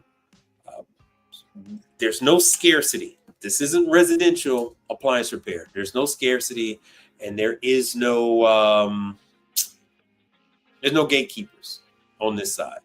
Once you get outside of Taylor equipment, get outside of Hobart bullshit, you're fine. You could buy the nitrogen from from URI, Johnstone, anyone who is supplying parts. You could buy the nitrogen from Airgas facilities, anyone who sells brazing equipment. All right, any one of these guys that does brazing, Welding supply, yes, they all have that. All of those guys, they sell that. It is just like you learned when you were a little kid. Nitrogen is one of nitrogen is everywhere. They have no problem with nitrogen. There will never be a scarcity in nitrogen. The day there's a scarcity in nitrogen is the day that none of us will need nitrogen, okay? Because we won't be breathing. We won't be living the day there's no nitrogen. Nitrogen is a component of the oxygen that we breathe, the air that we breathe. So you can get that stuff anywhere. If you don't have your own tank, you have to buy a tank. They'll sell you the tank, and to refill that nitrogen is $10. If you like, you can also get that. You got to be careful though. You can get the canister from Home Depot or Lowe's. I mean, not Home Depot, Lowe's. I mean, Harbor Freight. You can get the regulator from Harbor Freight. It's not going to be a nitrogen regulator. It's going to be an argon gas thing, whatever. That's fine. For the hose adapter, what would you need for the Habco unit? It doesn't matter if it's Habco. Doesn't matter if it's Habco, if it's True. It's all going to be the same access stuff. It's used universally in all of HVACR. It's the same size. So it doesn't matter if it's Continental, Delfield, what was I saying? Lear. It doesn't matter. It's all going to be that same size. It's quarter. Universal access port, yes. So that is the typical size. They do go up, but we're all using that quarter. They are. It's like $5 for a pack of 5 or whatever. But it's all universal. If you just go to I don't know what the hell you got in Canada, but if you go to one of your local places, even if you go to a residential appliance part supplier, most of them they'll have access ports and stuff like that. But you don't have to really worry about that now because you're just going to be attaching to the ports that's already there because everybody's leaving them on there now. They're going to be there. You're going to pressurize the system. You're going to use the leak tech. You're going to find the leak, and you're going to show the leak. That is the hard part, is proving to the customer that there's a leak and where the leak is, proving to the factory where the leak is. And then once you go, if it's a Habco, you're never going to do that. You're not going to braze or anything. They're going to overnight you the new part. You're going to pull out the old condenser with the evaporator. It's an air conditioner essentially, and then you're going to put in the new one. No. Why would you not do a bicycle pump? A bicycle pump is the air that we breathe. What is in oxygen? What's in oxygen is also water. So you're pushing contaminants in there. The reason why I said dry nitrogen, the reason why the factory said dry nitrogen, that was Lear, by the way. The reason why they said nitrogen is because you don't want to put all these contaminants in the system. They don't even want the system open for long because you're causing your own problems. I wouldn't even imagine, I don't even know how long it would take you to pump that up, because you want 100 and something PSI, not 35 PSI. But anyway, the bicycle pump isn't going to fit. It isn't going to work. That's a completely different threading. It's not going to attach to refrigerant threading. And that is by design because they don't want you to do that. So stick to it, stick to the right thing, and stop chopping your fucking dick off. Because that's, once again, that's the second time you didn't say some shit that's counterproductive. Stick to what you're supposed to do. And no one said to use a fucking bicycle pump. Okay. Don't you're not the smartest guy in the class. So don't do that. Don't do that. All right, man. Anyway, thank you for participating. I'm a harsh individual. I understand that. I come from it. it sounds like a long time ago now. I come from the 92. When I first started, there was no 134 in the system. It didn't start until like 96. So I come from a much later date when everybody called each other stupid and idiot, jerk, and asshole, stuff like that. So don't get too offended, but do the right thing. Do the right thing, and you'll be okay. And with that, I'll see you guys on Thursday. So, what the hell is it? It is... Be relentless. That's it, I'm done. Be relentless. That's it, I'm done. Be relentless. That's it, I'm done.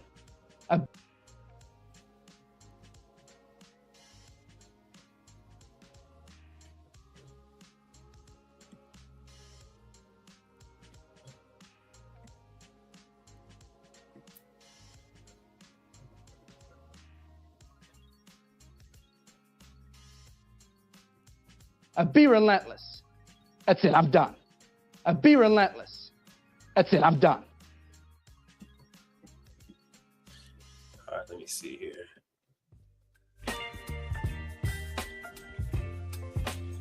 Like, share, and subscribe, please.